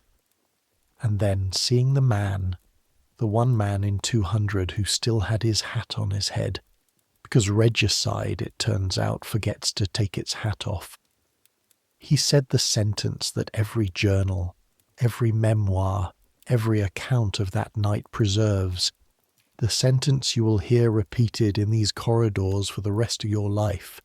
It is that man. Arrest him, but let no one harm him. Let no one harm him. Hold on to that also. Between here and the end of March, that sentence will become the loneliest object in the kingdom. The blade was the smaller blade of a folding pocket-knife, horn-handled, the kind a man of service carries for trimming wicks and cutting the strings of parcels. The kind that is lying against your own hip this very minute, issued to you by Monsieur Quentin with a sermon attached. It is a tool. A blade this small couldn't kill a man if you wanted it to. And the 5th of January was the hardest night of a murderous winter, and the king was dressed for it. Fur over velvet, over wool, over linen, layer upon layer upon layer. I told you weeks ago to remember the layers. The little blade spent its violence in cloth. It reached him, between the ribs on the right side, and went in less than the length of your thumbnail and stopped. Monsieur Quentin was right. A blade that small could not kill a man. Nobody knows that yet. Not the corridor, not the surgeons, riding in through the frost from the town with their cases on their knees. Not the king. Above all, not the king. You find Quentin, or he finds you. Afterward you could never say which, at the door of the service pantry behind the state bedchamber. And the sight of him is the worst thing the night has shown you so far, because Monsieur Quentin, 26 years on the green ribbon, the stillest face you've ever seen on a living man, is standing with that ribbon pulled out over his shirt, gripping the key in his fist the way a drowning man grips a rope, and his lips are moving, and no sound whatever is coming out. He sees you. The face closes over itself like water over a stone. "You," he says, "water, linen, now." And so it happens that you are inside, pressed to the service wall of the last room on earth you would have chosen to stand in, when they settle the King of France into the great ceremonial bed. The bed that is always empty. The velvet-roped altar he has escaped up 68 dark steps every night of his hidden life. There is a king in it now. That is how this palace answers prayers. Exactly, and with the cruelty of exactness. The room is heat and shadow and far too many candles, and it is full of people. That is the horror your whole training rises against. The etiquette of a royal sick-bed admits rank, and rank comes, princes of the blood, captains of the guard, almoners, ministers, pressing in from the Ile-de-Boeuf antechamber, murmuring, craning, surging gently forward exactly, like the crowd at the Grand Couvert. Even bleeding he has an audience, even stabbed he is on the dais. The first rule of your existence was that the king must never be surprised. and France has broken it in front of everyone, and this crowded room is what is left when the rule breaks. You see it in fragments, between embroidered shoulders. The shirt cut away. Rosalie will have that shirt before midnight, remember it. The wound sounded by the surgeon, small, clean, shallow. The arm opened into a silver basin, because he must be bled, and bled again, because that is what medicine knows how to do. And his face, you see his face for one entire second, in a gap between two brocaded backs, and you will see it until you die. Not the agreeable mask, not the dead-eyed glide over a crowd. He's staring up into the canopy of the bed with the wide, fixed attention of a man doing sums. He's certain the blade was poisoned. Everyone is certain. It is January. It is a folding knife out of a servant's pocket. How could it not be poisoned? The surgeons cannot swear otherwise.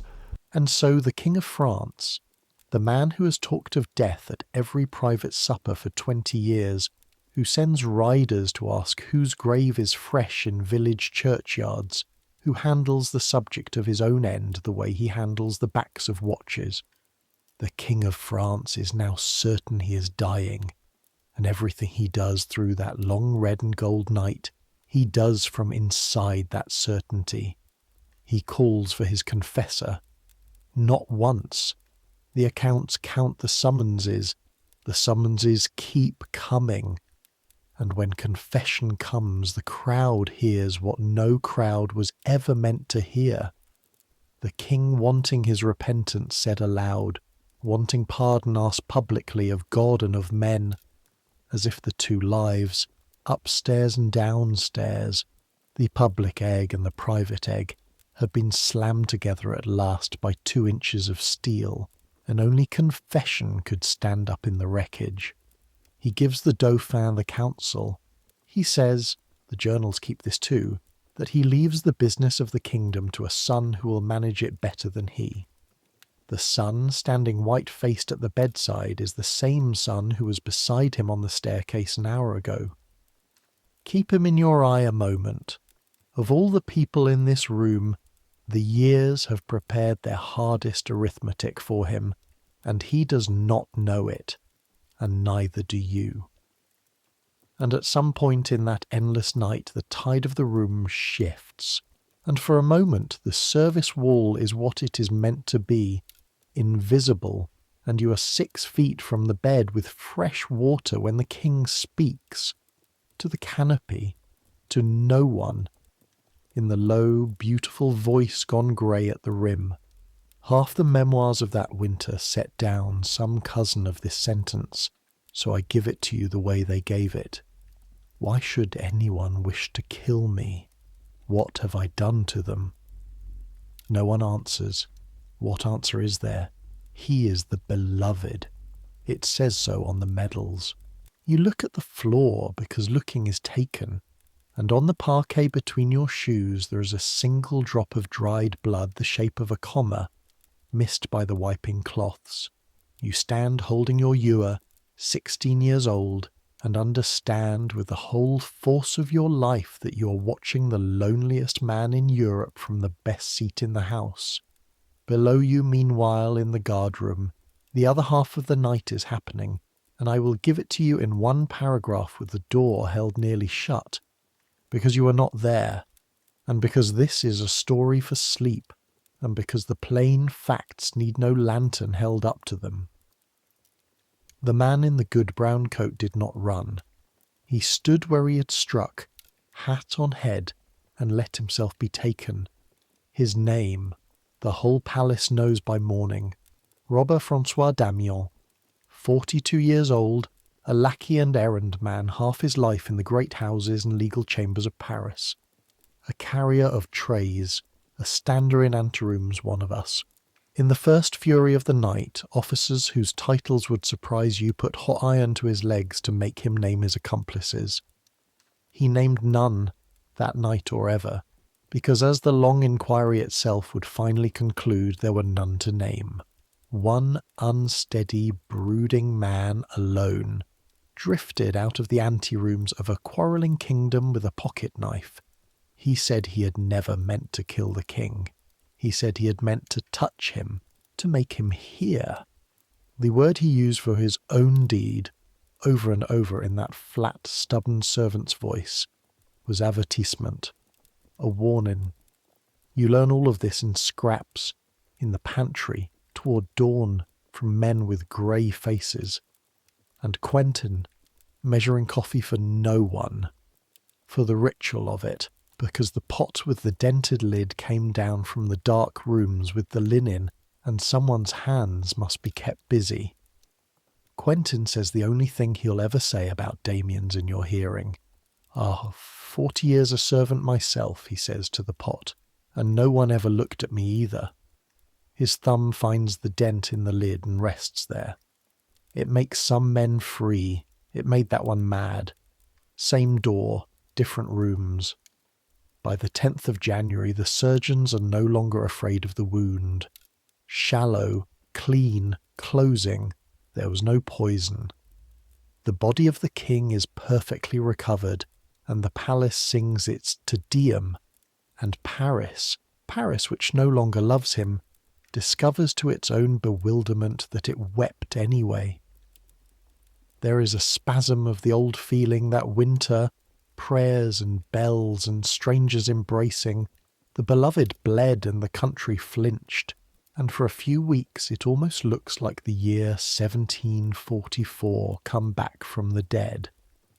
But you are of the private service, and the private service knows by the end of January what France will need years to learn. The knife went in half a thumbnail. Something else went into the hilt. You know it first by the windows. The remove to turn on is cancelled, naturally. The clocks come out of their straw, the household folds back into itself like a touch snail. And then, nothing. The king keeps to the state bedchamber. Days, a week, 2. Healed, walking, whole, the wound a pink seam. And he does not come upstairs. Every night you make the little rooms ready anyway, because no order has come to stop. You rake the stoves, trim the lamps, set the white candles, fold the napkin 3 fingers wide, and every night, at 2 o'clock, no one scratches at the low door. And toward 3, Monsieur Quentin goes around the small, warm, silent rooms and snuffs the candles himself, one by one, with his fingers, and you carry the unburned ends down in the willow basket, and neither of you says anything, because there is nothing to say that the basket doesn't already say better. And from the Parc-aux-Cerfs, from the attics, from anywhere in the town with a sight line to the roofs, anyone who knows what to look for can read the message written on the palace in the plainest code there is. The windows above the gold are dark.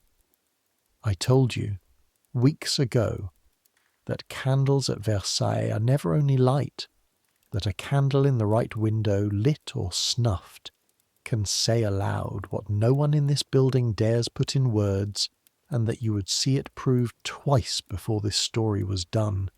This is the first time. Night after night that January the dark windows of the Petits apartments say to the entire private service, more plainly than any bulletin the doctors post on the gilt balustrade, the wound has closed, the man has not. The coffee king, the clockwork king, the 2 in the morning king has gone to ground inside the ceremonial one, sitting in the great bed he hates, receiving the court he dreads, wrapped in the etiquette he built 68 steps to escape. And the whisper in the corridors, the whisper that never once rises above a whisper, says, because he does not believe he deserves the rooms where he was happy. The Marquis d'Argenson, as it happens, had 3 weeks left to live himself that January. He died before the month was out, sour to the last line of the journal. And among the last things his pen set down was the state of his old master, sunk in blackness, speaking of the crown as of a weight, while the anterooms traded rumours that he meant to hand the business of the kingdom to the Dauphin altogether and retire from the world. Talk! It was only ever talk. But the talk reached the pantries, and the pantries believed it, because the pantries had seen the dark windows. One sentence from those weeks survives in several dresses, and I give it to you in the plainest one. To someone who congratulated him on the smallness of the wound, the king touched his ribs and said that the body was going on well, and then, with his hand somewhere higher, at the heart or the head, depending on who tells it, but this goes badly, and this cannot be cured. Meanwhile, below stairs, the palace does to itself the thing you will remember longest. Damien's was a servant, and so, for the first time in the history of the open palace, the eye stops sliding off servants. All at once, everywhere, the invisible are looked at. The Grand Prévôt's men move through the Grand Commune with lists. Who placed you? Who spoke for you? Where your people are from? Whether you have been to Paris, and when and why? Old lackeys who have carried trays through these corridors since the old king's time stand against walls with their hats in their hands, being seen, and it sits on them like frost on seedlings. Baptiste is questioned for half a morning about a cousin in Arras he has never met. Damien was born near Arras, and for a season that is enough. In the town, in the shops, the word domestique is said a new way. Every master in France, the pamphlets will tell you, looked twice that winter at the quiet man who brought his coffee. Your own turn comes on a grey forenoon in the linen room of all places, because the officer wants the registers, and Rosalie's is the truest book in the house. He is a tired, courteous man with a portfolio under his arm, and he asks you what you carry up the hidden stair, and to whom, and what you see there. I carry trays, you say. He waits. You're 16. Waiting is supposed to open you like a jar. I carry trays, monsieur, and you feel it physically the moment the sentence closes around you like a well-made coat. Rosalie's sentence, paid out to you across a mending needle in November. That is the only answer there is. Say it always. The officer looks at you a long breath, then writes one line. You will never know what line, and moves on to the laundry girls. Behind his back, across the folding table, Rosalie does not smile at you. She does something better. She goes back to her folding as if nothing whatever has happened, which, thanks to her, is true. It is that same week you watch her retire the shirt. The shirt of the 5th of January came back to the linen room with the rest. It is linen of the private service. Everything comes back. That is the law of her room. You are there when she unfolds it on the long table under the window. Fine linen, marked with the crown, the small crusted stain gone brown as tea at the edge of the cut the surgeons made. The two laundry girls stop their work without being told. Rosalie stands over it, rope-knuckled hands flat on the table, for as long as it takes to say a pater, though her lips do not move. Then she folds it, once, sharply, the way she folds everything, wraps it in clean grey paper, ties it, and enters it in the ledger in her small upright hand. You're close enough to read the line. It does not say blood. It does not say knife, or king, or January. It says, one shirt, fine, crowned, withdrawn from service. And the book closes, and the parcel goes on the highest shelf, and that, a folded parcel and 4 dry words, is the only monument the private service will ever raise to the night the rain cracked. Ledgers, I told you, have a way of getting the last word. A few evenings later, Quentin holds out his palm without explanation, and you understand and give him your knife. He opens the small blade, turns it in the lamplight, tests the edge on his thumbnail exactly as he did the day he issued it, folds it shut and hands it back. "Keep it sharp, keep it hidden," he says, "and now you know what it is." And of the Marquise, who kept to her rooms through those weeks with her boxes half packed, waiting to be sent away as she'd been sent away from the king's sickbed at Metz in 1744, and who was not sent away, and who came out of that winter holding more of the machine than she held going in. Of her tonight only that one sentence. Her half of this January is another story, and I have told it on another night. Now march. I keep my promises, so I will not walk past what happened on the 28th of March, 1757, and I will not linger in it either. Both would be lies, and this is a channel that tells you which is which. Damien was tried through that winter by the Parlement of Paris, the same magistrates whose quarrel with the king he had soaked in like a fever, and sentenced, as the law of France had sentenced only one man before him, the killer of Henry IV, a century and a half earlier, on the appointed afternoon in the Place de Grève in Paris, before a crowd so vast that windows overlooking the square rented for fortunes. The sentence was carried out in full, the fire, the pincers, the lead, and at the end 4 horses, and it lasted hours, and it was every bit as terrible as the law intended it to be, and men who watched it from those rented windows wrote accounts that historians still handle with tongs. I will not lend you their eyes.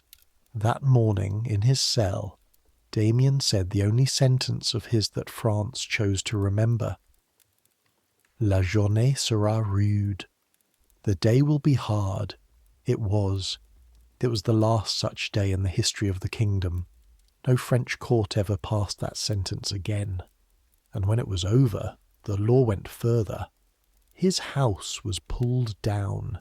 His father and wife and daughter were banished from France forever, and his brothers and sisters were ordered to change their name, so that the word Damiens should go out of the world entirely.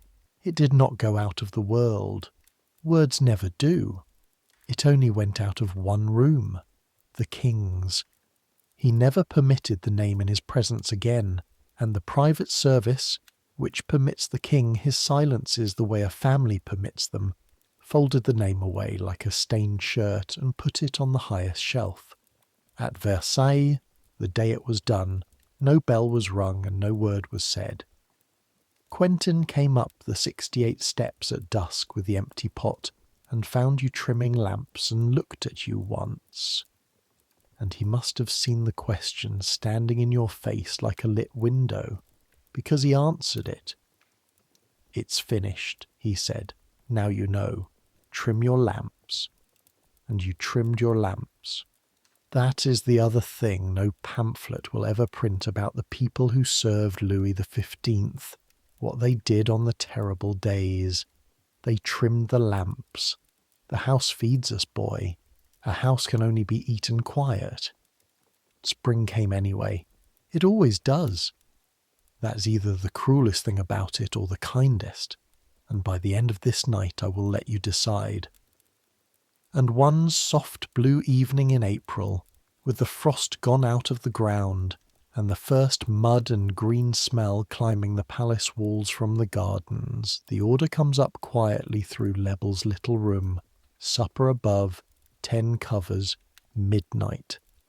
You light the Petits apartments for the first time in 3 months, and your hands shake doing it, and you're not ashamed to tell me so. White beeswax in every socket, the stoves drawing sweet, the flying table greased and tried twice, because tonight of all nights nothing will squeak. And at midnight the low door opens and the King of France comes up his hidden stair in his shirt, carrying his own candle, and stands a moment in the small warm room he built to be a person in. Thinner, greyer at the temples, the black eyes gone somehow both softer and further away. And he looks at the lit candles, and at the laid table, and at the coffee things, and at none of you, in the way that is his way of looking at all of you. "The wind has gone round to the west," he says at last to the room. At the service door, Quentin inclines his head 1 inch. "It has, sire." Good growing weather. A pause, the length of a held breath. "Everything comes back, they tell me." And he sets his candle down and makes the coffee, water you carried, beans he roasted before Christmas, the pot with the dented lid, and the smell of it fills the low rooms like something returning to its body. And behind the lattice you and Baptiste stand shoulder to shoulder, not looking at each other because you are 16 and 17 and you would both weep, and there is laughter at the table by 1 o'clock, thinner than the old laughter, but real. The white cat walks the length of the cloth and takes tribute from every plate, corrected by no one. And Baptiste, because the Trianon kitchen lost 2 men to fever that winter, and the private kitchen must be fed from somewhere. Baptiste is on the roast now.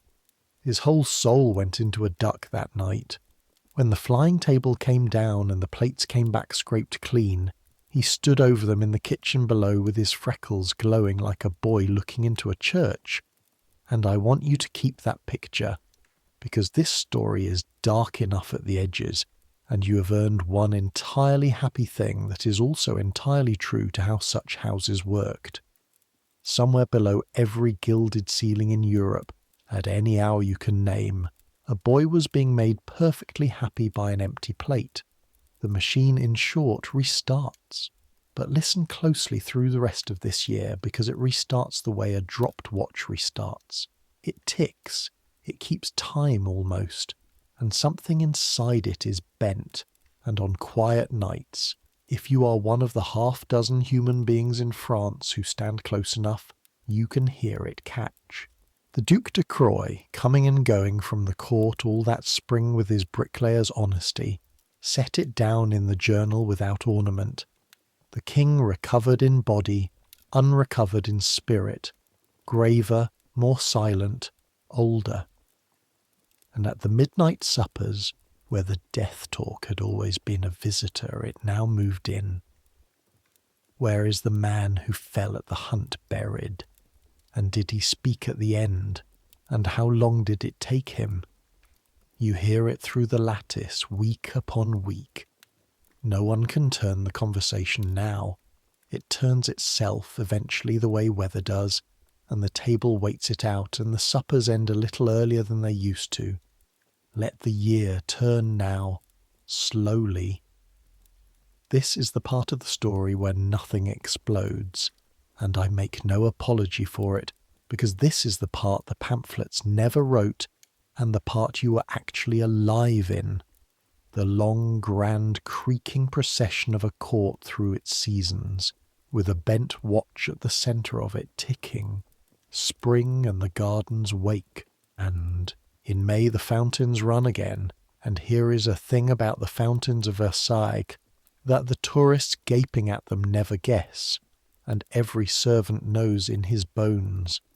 They do not all run at once. They cannot. There has never been water enough in this whole thirsty, magnificent, badly placed palace to make 1,400 jets play together for more than a festival hour. So when the king walks the gardens, the fountaineers run ahead of him through the groves, along paths behind the hedges, whistling signals to one another, opening each fountain just before he rounds the corner and closing it softly behind his back. His whole life, water has leapt for him wherever he looked and died away wherever he didn't. He has never seen the gardens dry, and he has never once seen them all flowing. If you want the reign of Louis the 15th in a single image, you may keep that one. It is even true. You watch them at it from the roof, some mornings, feeding the hens, the little running figures in the green geometry below, the columns of white water standing up one by one ahead of a small, dark, strolling figure and kneeling down again behind him. From the leads it looks like what it is. From the gravel walks, they say, it looks like nature loving the king. Summer and the remove to Compiègne, the whole vast machine on the road, hundreds of coaches, thousands of horses, the private services' crates of pots and maps and clocks swaying along in the dust, and the road, as ever, bending its long, deliberate bend around Paris. You ride on a baggage cart with Baptiste through the July heat, through villages where the people come out to watch the power of France go by, and you notice. 16 going on 17 notices such things, that they watch in silence now, hats in hands, counting coaches the way a man counts another man's cattle. And the hunting begins again, because the hunting never truly stopped. It only paused for a wound to close. Through the forests of Compiègne all that summer, the horn, the hounds, the king riding harder than men 20 years younger, alive from the find to the kill and grey, again before the saddle cools. In the autumn the year's record passes through your hands once more, bound for the bookbinder. The clerk's neat columns, so many stags, so many 100 head of game, the daily arithmetic of 4 decades of slaughter. And you look, because by now you cannot help looking at the page for January. There is no gap. The 5th of January 1757 sits in the ledger like any other Wednesday. No entry, hunt cancelled, weather noted. The clerk's hand does not tremble anywhere on the page. Somewhere in this palace, I told you once, someone counts everything. And now you have learned the deeper thing about the counting. The books do not record what happened. They record what the house could bear to say. Between the lines of every ledger at Versailles there is a second ledger, invisible, unbindable, and the private service keeps it the only place it can be kept. In November the war reaches upstairs. It has been out there all along. The war, the second year of it now. France and Austria against Prussia and England, armies wheeling across Germany, fleets feeling for each other in the Atlantic. But wars come to palaces the way weather comes to cellars, muffled, second-hand, and it comes now the way all news comes, through servants first. A courier's horse clatters into the Cour Royale, ridden nearly to death. The mud on the man's boots is not local mud. The kitchens know something is wrong before the minister's doors have finished closing. The word, when it finds its way up the back stairs by midnight, is a village name in Saxony that nobody can pronounce and nobody will ever forget. Rossbach, a French army, the army of the King of France, the first soldiery of Europe, the army of Fontenoy, broken in an afternoon by half its number of Prussians, broken so fast and so shamefully that the singers in Paris will feed on it for a decade. You bring up the coffee water at 2, the same as every night. The supper has been cancelled.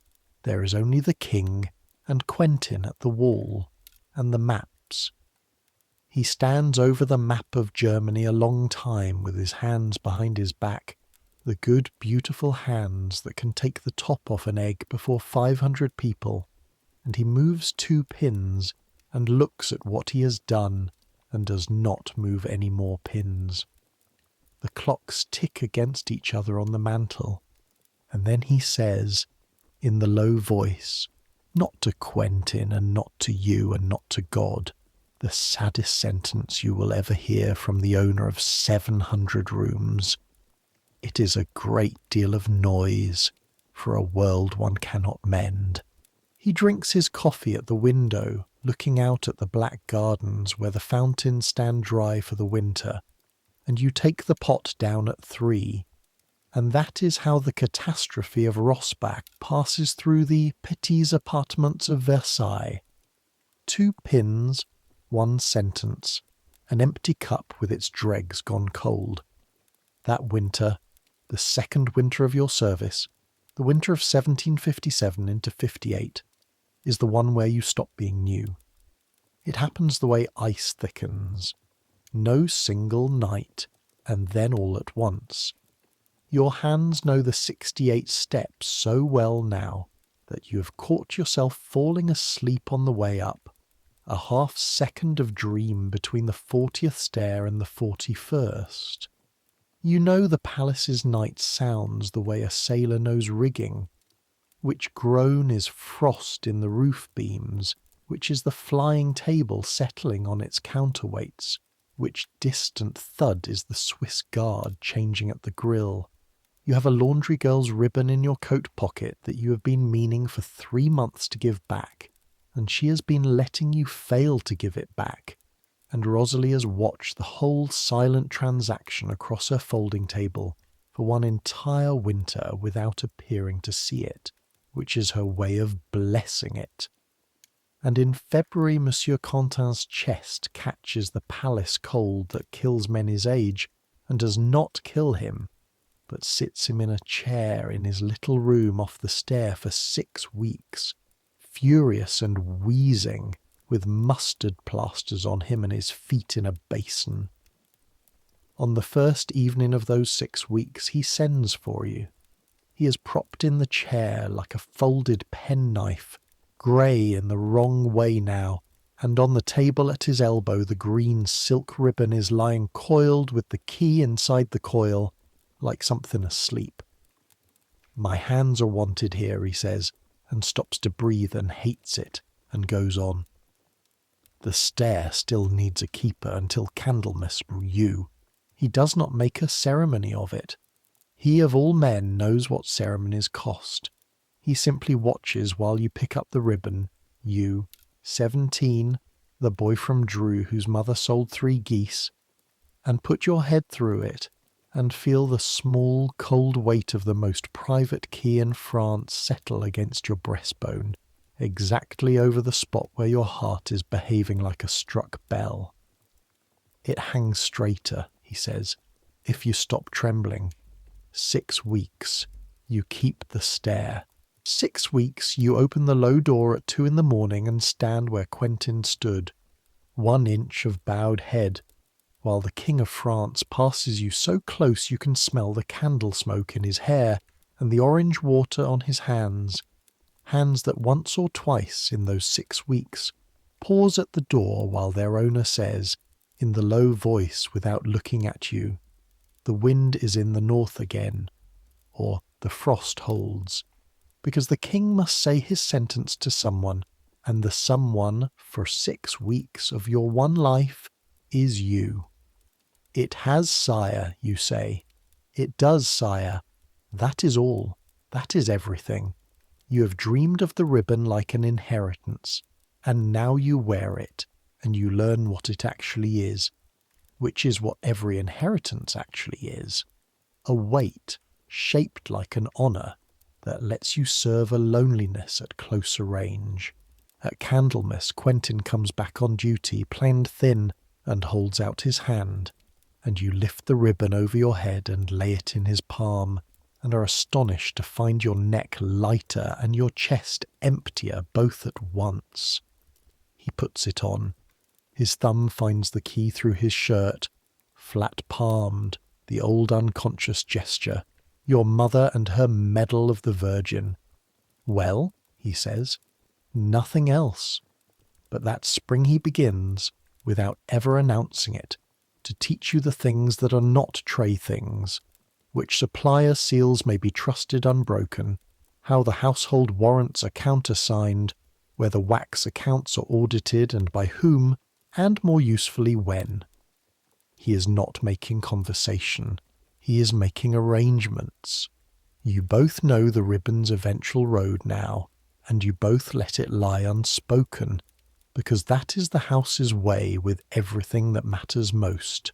And so you come full circle to another spring and stand, where I began this story more or less, on the leads at first light with the grain pan in your hands, and the hens complaining at your ankles, above the greatest palace on earth. A year has gone around since a man in a brown coat taught France that a pocket knife could reach the anointed body of the king. The palace below you has swallowed it, the way it swallows everything. Scandal, grief, armies, winters, closed its gilded surface over the wound and gone on performing itself, lever and mass and dinner and apartment, egg and crowd and candle, as if the performance itself were the thing being protected. Perhaps it is. Perhaps it always was.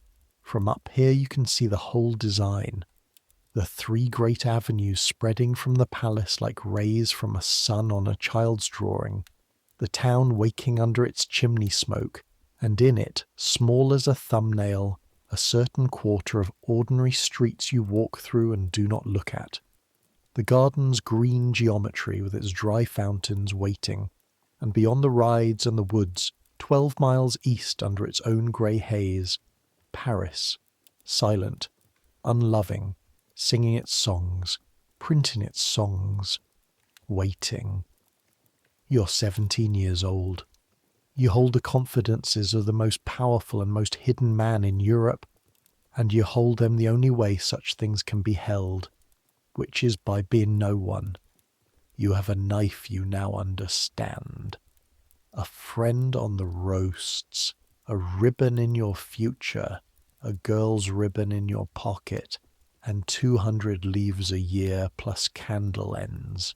You do not yet know, and I will say this once, because you have earned the once, that the war will run 5 more years and lose France an empire beyond the seas, that the quiet son who stood white-faced at the bedside will die before his father ever does, and never wear the crown he was promised twice over, that the reign has 17 more years to run, and will end not with a knife at a staircase, but with something smaller still, something no guard can be doubled against, and that the fat, serious little grandson learning his letters across the palace this very morning will pay, in a square in Paris that is being paved for his grandfather's glory even now, the whole accumulated bill of this beautiful, exhausted, borrowed against house.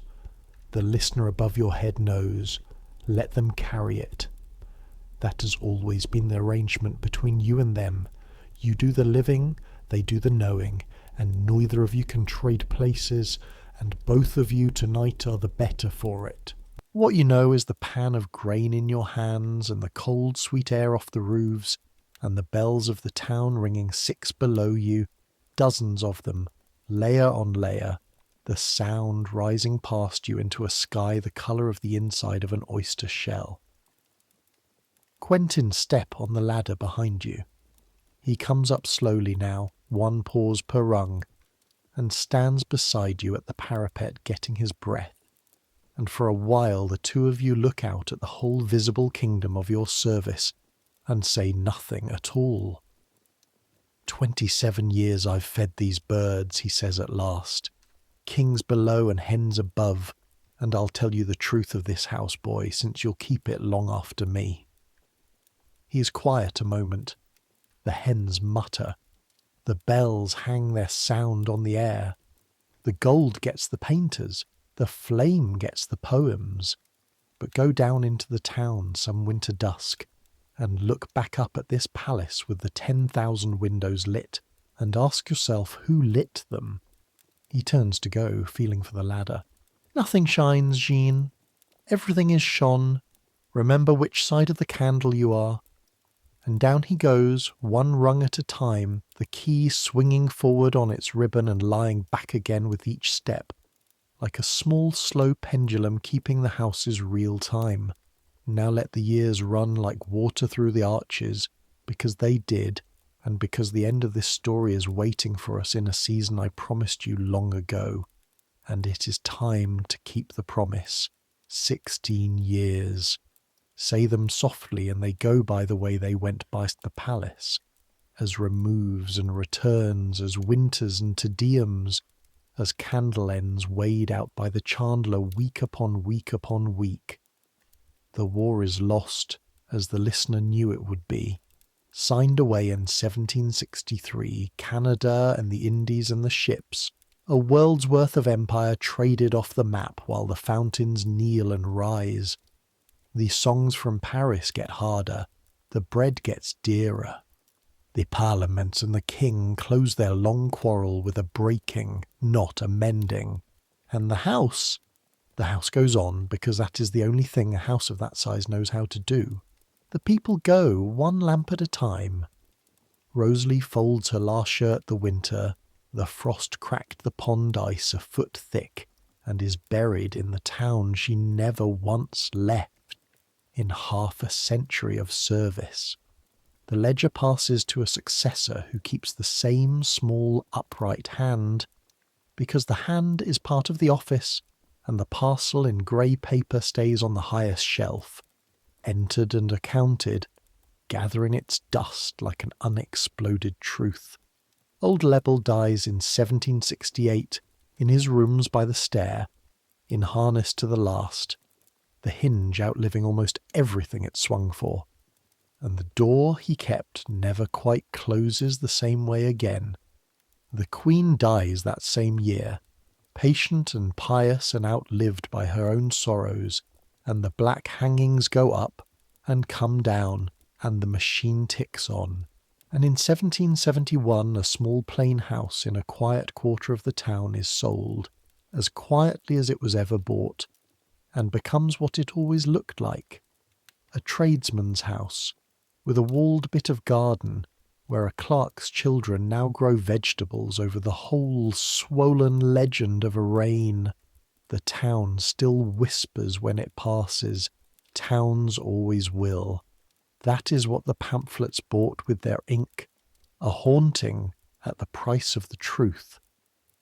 Quentin lays the green ribbon in your palm for good in the spring after the Queen's death, on an ordinary Tuesday, with the lamps half trimmed, because he of all men would never let a thing that mattered look like a ceremony, and lives 3 years more in 2 rooms in the town, where you visit him on your months out of waiting and drink his terrible coffee, and let him correct the way you fold a napkin until the last month of his life.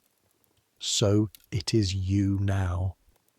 First garçon of the King's private apartments, 33 years old, thickened at the shoulder, silvering early the way your father did. The key hangs straighter these years. You stopped trembling long ago. You cannot honestly remember when. Baptiste rules the private roasts entire, and has a wife in the town and a daughter he's teaching, God help her, to baste. And on your own stair there are new boys now, placed by cousins and whispers the way you were placed. Boys whose eyes slide off nothing, and off whom every eye slides. And you issue each of them a horn-handled knife with the old sermon word for word, and you watch them learn the 68 steps in the dark, and you never once tell them what January can do. The King is 64. He is an old man now by any measure his century keeps, outliving his son, as the listener knew, outliving the Marquise, outliving Le Bel and the Queen, and nearly everyone who knew the boy king in the ermine. And the ennui has won so much ground that the private rooms themselves have gone quiet. He still makes his own coffee. He still winds the clocks. No other hand permitted, though his hands take longer at it now, and you have stood at the wall watching those famous fingers fumble a winding key and start again, patiently 3 times. He still hunts, slower, shorter, but the horn still sounds and the tallies still climb their columns, 49 years of them now in the clerk's neat hands, and he still, at the small suppers that are smaller than they were, turns the talk to fresh graves and last agonies, so faithfully that the company has long stopped flinching. He has rehearsed his death at table for 30 years, In the last week of April 1774 at the Petit Trianon, in the middle of the spring hunting, the rehearsals end. It begins as nothing.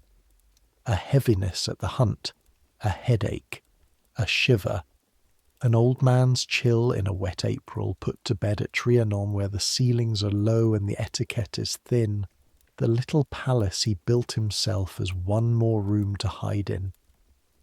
But by nightfall the fever has teeth in it, and the first surgeon, La Martinière, an old blunt man who has known him 40 years, takes one look and says the sentence that overrules every wish the king has left. Sire, it is at Versailles that one must be ill, because that is the law under the law, the one nobody wrote and nobody escapes, the law you have served your whole life. A king of France may hide his suppers, his coffee, his heart, his happiness. He may not hide his dying.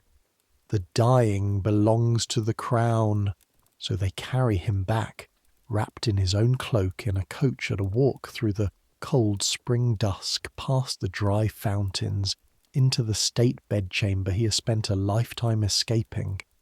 And for the second time in your service, and the last, the bed that is always empty receives its king. You're there within the hour because the private service is summoned entire. The fever wants coolness, cleanness, quiet hands, and the crown's physicians, 14 of them before the end, taking his pulse in relays, want everything else. The great room becomes 2 rooms again, the way it was on the night of the knife. The audience half, princes and prelates and office holders pressing at the balustrade by right of rank, and the working half inside the gilt rail, where the invisible people do the actual carrying. On the second evening, kneeling at the hearth with a basin, you catch the room's smell above the wax and the crowd, and place it, and your whole spine turns to well water, vinegar. They are sponging the fever with it, wiping the parquet with it, setting bowls of it by the bed the way medicine does when it's afraid of the air itself. A room that smells of vinegar.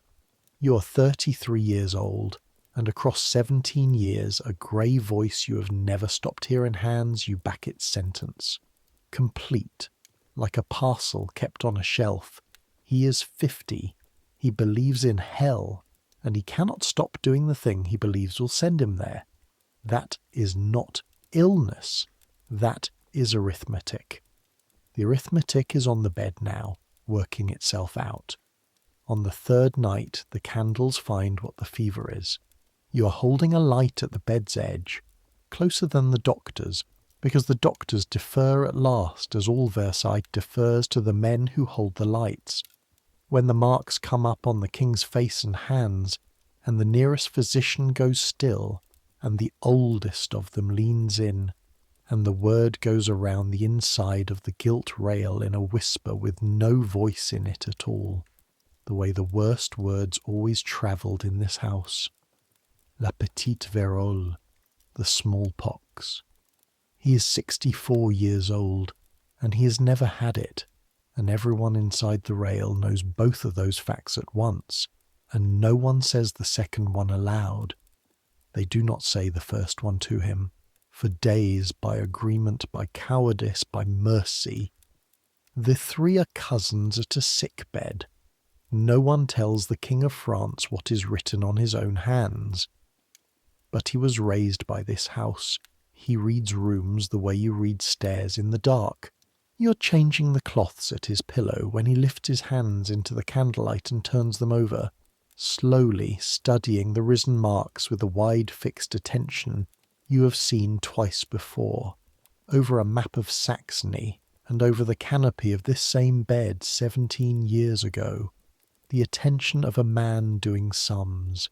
He knows the disease killed his own family by the roomful when he was a child of 2, took his father and mother and brother in a single winter, and left him alone under the canopies with his whole inheritance. He knows what it does to men of 64. It is the smallpox, he says, to his hands, to no one. And then he does the thing that, of everything you will ever see in this palace, you will carry longest. He folds his hands and lies back and stops being surprised. The great fear of his life has come to fetch him at last, and it finds him almost courteous. The rehearsals were real after all. At table, all those years among the fruit and the candles. Where would you wish to be buried? He was not being morbid. He was practicing. His daughters wouldn't leave him. Write that in gold somewhere, because history has been thin enough with those three plain, stubborn, overlooked women.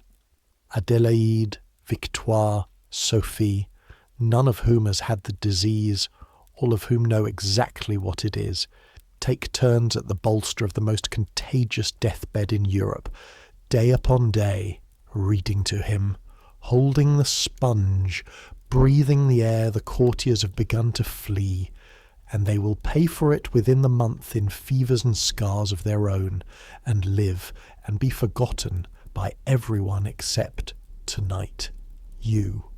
The last mistress's carriage leaves quietly for the country on the 4th of May, because absolution cannot share a corridor with its cause. That is all this story owes that story. And on the 7th, at dawn, the thing the king has circled his whole reign is done in full. Confession, and the viaticum brought up through ranks of kneeling courtiers, and his repentance read out loud at the door of the chamber to the whole assembled court. The amend at last, the public accounting, the two lives folded together before witnesses the way he tried to fold them on the night of the knife, and was talked out of it by recovering. They say a churchman kept the tally of masses asked for the king's recovery at the great church of Paris. 6,000 in the sickness of 1744, 600 after the knife of 1757, and now, in the May of 1774, 3. I give you the numbers as the century gave them, a counting-house epitaph, and add only what the numbers cannot know, that the man they had stopped praying for had never in his life stopped counting either. His stags, his clocks, his distance from mercy, and would have understood the arithmetic perfectly. He was fluent in exactly that language. It was love he could never get the grammar of. The last days I will give you quietly, because they were not quiet, and somebody should finally return the favour. The disease, in a man of his age, does what it does, and it does it fast, and it does it in the most public bedroom in Europe. By the 9th of May, the state bedchamber of Versailles is a place the courtiers can no longer bear to stand in. I will not dress this up, and I will not linger. The body of the king began to fail before the king had finished leaving it, and the air of the room announced it to the farthest antechamber, past the vinegar, past the burned pastilles, past everything 2 centuries of ceremony could throw in front of it. And so the crowd that had watched this man eat, dress, pray, bleed, and be born, hour by hour for 59 years, finally found the one performance it could not attend. Rank emptied backward through the great doors. The Île-de-Bœuf thinned. The watchers of a lifetime stood far off in knots by the windows, handkerchiefs at their faces. Inside the rail, the private service stayed. I want one plain paragraph about that, and then we will open the window and let the story breathe. The men and women who stayed in that room, who sponged the fever, turned the pillows, held the candles, changed the linen hour upon hour with the shutters closed and the May warmth coming on, were servants. Some had known him 40 years. Some were boys who had never once heard him speak. They stayed because it was their office, and because they were paid to, and because there was nowhere else in the world for people like them to be. All the reasons Rosalie sowed into you long ago. But stand where you stand at the bolster, in the smell and the heat, with the black eyes following you sometimes as you cross the room, grateful and past speech. Downstairs they served the King of France. Quentin told you your first evening holding a napkin. We serve Louis. You will learn the difference. Here is the difference 34 years on. The King of France was already gone. The crown was in the next room practicing, and what remained on the bed, sinking, was Louis. And only the people who served Louis stayed with him. It is the one line in the whole ledger of this reign where the invisible people are the entire entry. He died on the 10th of May, 1774, at 3:15 in the afternoon. Madame Campan, waiting woman to the young Dauphine, whose memoirs you may weigh for yourself. She was in the palace that day, and this is her telling. Says a lit candle had been set in a window of the sick room, agreed as a signal, and that at the moment of death it was snuffed, and that the whole court, watching that window from courtyards and casements, read the little thread of smoke where a flame had been and knew, before any usher spoke, whether the candle is memory or legend. And I promise to always tell you which is which, so I tell you plainly it stands on her word. It is the second time this story has asked you to believe that at Versailles a snuffed candle could say aloud what no one dared put into words, and this time, either way, what it said was, "It is finished." What is certain, sworn to by everyone in the palace that afternoon, because no one who heard it ever forgot it, is the sound. It began somewhere near the death chamber and rolled away through the state apartments like a single long peal of thunder indoors. The sound of the entire court of France running in the palace where no one runs, down the hall of mirrors, through the drawing rooms, doors flying, heels and voices together, 17 mirrors shaking with it, to find the new king. They found him with the new queen in their apartments, and the two of them, he is 19, she is 18, went down on their knees in front of all that arriving thunder, and the words the accounts give them are these: "Protect us, Lord. We are too young to reign." And in the emptied room at the other end of the thunder, in the sudden enormous quiet, a handful of servants stood around the great bed with the shutters closed, beginning the last offices no one was fighting them for. They could not do for him what is done for kings. Understand it exactly. For 200 years the kings of France had been opened, embalmed, laid in state, their hearts sent in silver to one church and their entrails to another, weeks of lying and processing and chanting. None of it could be done. No surgeon would open that body. The physicians forbade the attempt outright, for the plain reason that it might kill the men who tried. So it was servants, again named in no account you will ever read, who wrapped the King of France in his winding sheets soaked in spirits, and laid him in a lead coffin, and packed it, on the doctor's orders, with quicklime, and saw the lead sealed and the oak closed over the lead. And the accounts of that season say soberly that the sick room charged its price afterward, as such rooms do. Of the people who had served that bed through those 2 weeks, not all were alive by midsummer. The records, of course, do not trouble to give all their names. Of course they don't. The eye slides off servants, even at the grave's edge. You have known that since you were 16. It was a fortune once. It is a bill now, and this house pays its lowest bills last. They buried him at night. 2 nights later, the 12th of May, with no lying in state, no procession of chanting orders, no city walls hung in black, none of it possible, all of it quietly waved. A plain cortege formed in the dark in the Cour Royale. The coffin in a great hunting carriage, a detachment of guards, a handful of officers of the household, torches, and it went to Saint-Denis, to the crypt of his 62 ancestors and heirs, not at a king's funeral walk, but at a fast trot, rising to a hand gallop on the open stretches. A dozen miles of spring darkness taken at the pace of a man late for something, because the doctors wanted the lead out of the heat, and the ministers wanted the coffin past Paris before Paris woke, and nobody in France wanted to test what the crowds might do with the slow target. The crowds came anyway, not many. It was past midnight, but they stood at the crossroads and outside the taverns along the way, watching the torches go by at the gallop. They did not kneel, most of them. They did not jeer quite. What the accounts of that night record, and I have turned this detail over many times, and I still do not know if it is the cruelest thing in this story, or the closest that road ever came to honesty, is that as the cortege pounded past, voices in the dark gave the view halloo. Tie out, the huntsman's cry.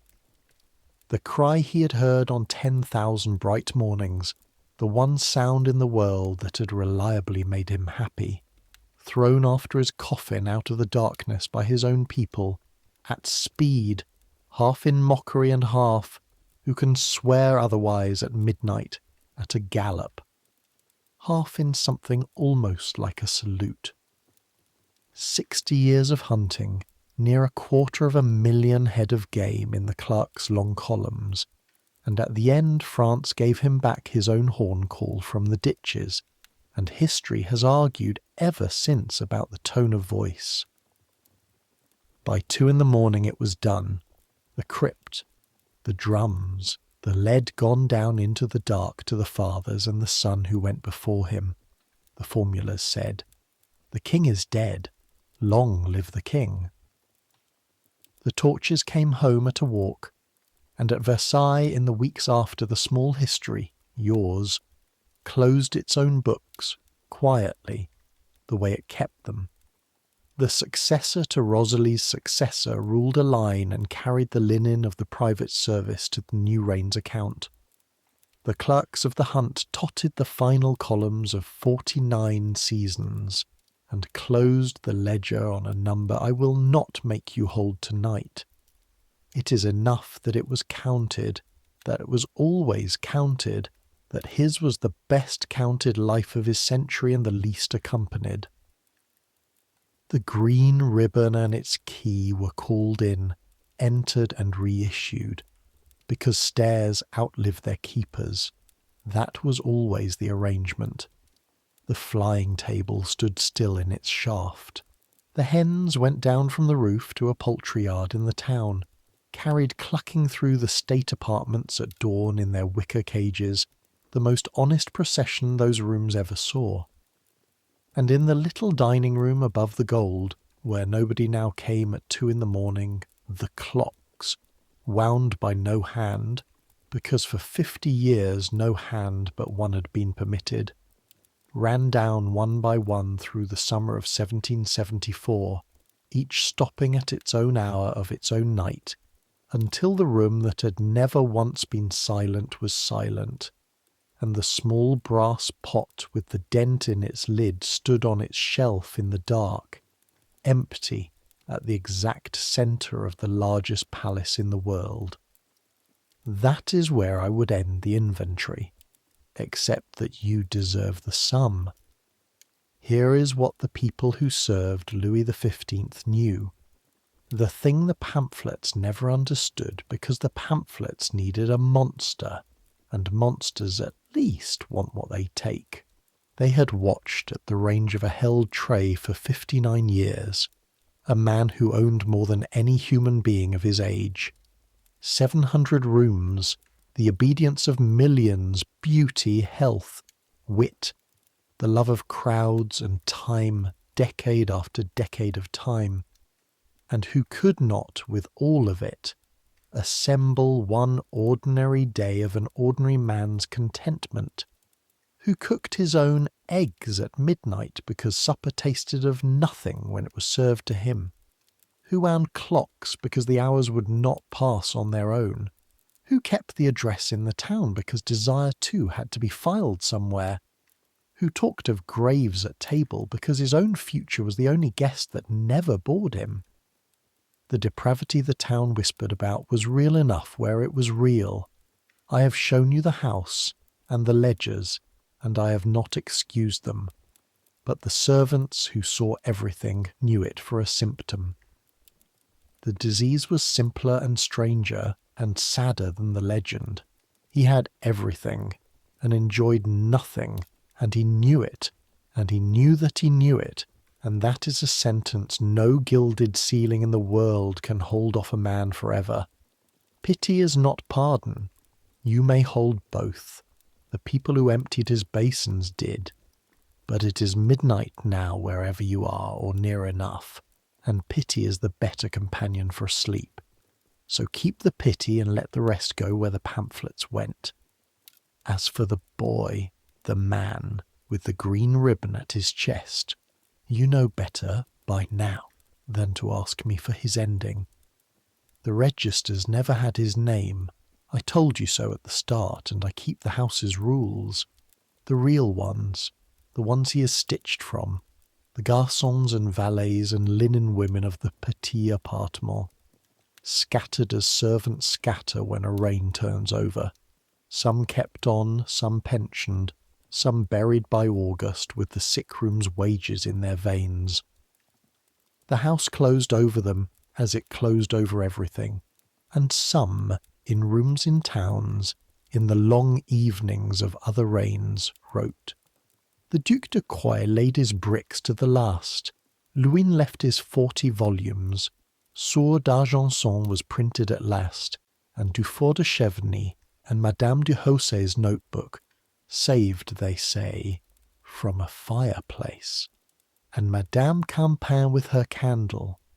Memoirs, I told you at the beginning, are written by servants whose houses have died. The house died, and that is why, 2.5 centuries later, on the far side of an ocean he paid for and lost, a voice can lend you the eyes of a boy on a dark staircase and be believed. Centuries will pass. The palace, you know, will change past recognition and refuse to fall. The state bed will stand roped off under its canopy, empty at last officially, and 8 million strangers a year will file past it with their necks bent back, decently dressed, admitted, the open palace still keeping the old boast. The hall of mirrors will hold their phone light the way it held the candles. The little rooms above the gold will be a guide's key and a low doorway and a rope across a stair. 68 steps should you ever count them. But people will still queue to watch power eat its egg, still press at balustrades for half a second of a famous face, still serve invisibly in the corridors behind every bright room on earth, and know everything and say nothing, and be paid in candle ends. Some things don't change. The watching doesn't change. The carrying doesn't change. And the tiredness at the end of a long day of it, that doesn't change either. Which brings me at last to you. You have been carrying things tonight too. A day of them. Whatever your corridor is, whatever your tray was, you have carried it up your own dark staircase and set it down without a sound, and nobody saw, and that is both the injury and the dignity of it, exactly as it was in 1757. Set it down now, all of it. The tray is empty, the pot is on its shelf, the door at the bottom of the stair is locked, and the key is on its ribbon, and the ribbon is in good hands. You are warm enough, you are fed enough, you are safe enough, you have a bed and a door, and the night on the other side of it minding its own business. That is more than the man under the gold ceilings ever managed to feel, with his 700 rooms and his 2,000 windows. That is enough. It was always going to be enough. Tomorrow there will be things to carry. Tomorrow there will be stairs and doors and people who do not see you. Tomorrow the whole gilded machine of your own life will start again. the way the palace started again every single morning for 100 years, bells and bread and footsteps. But that's tomorrow.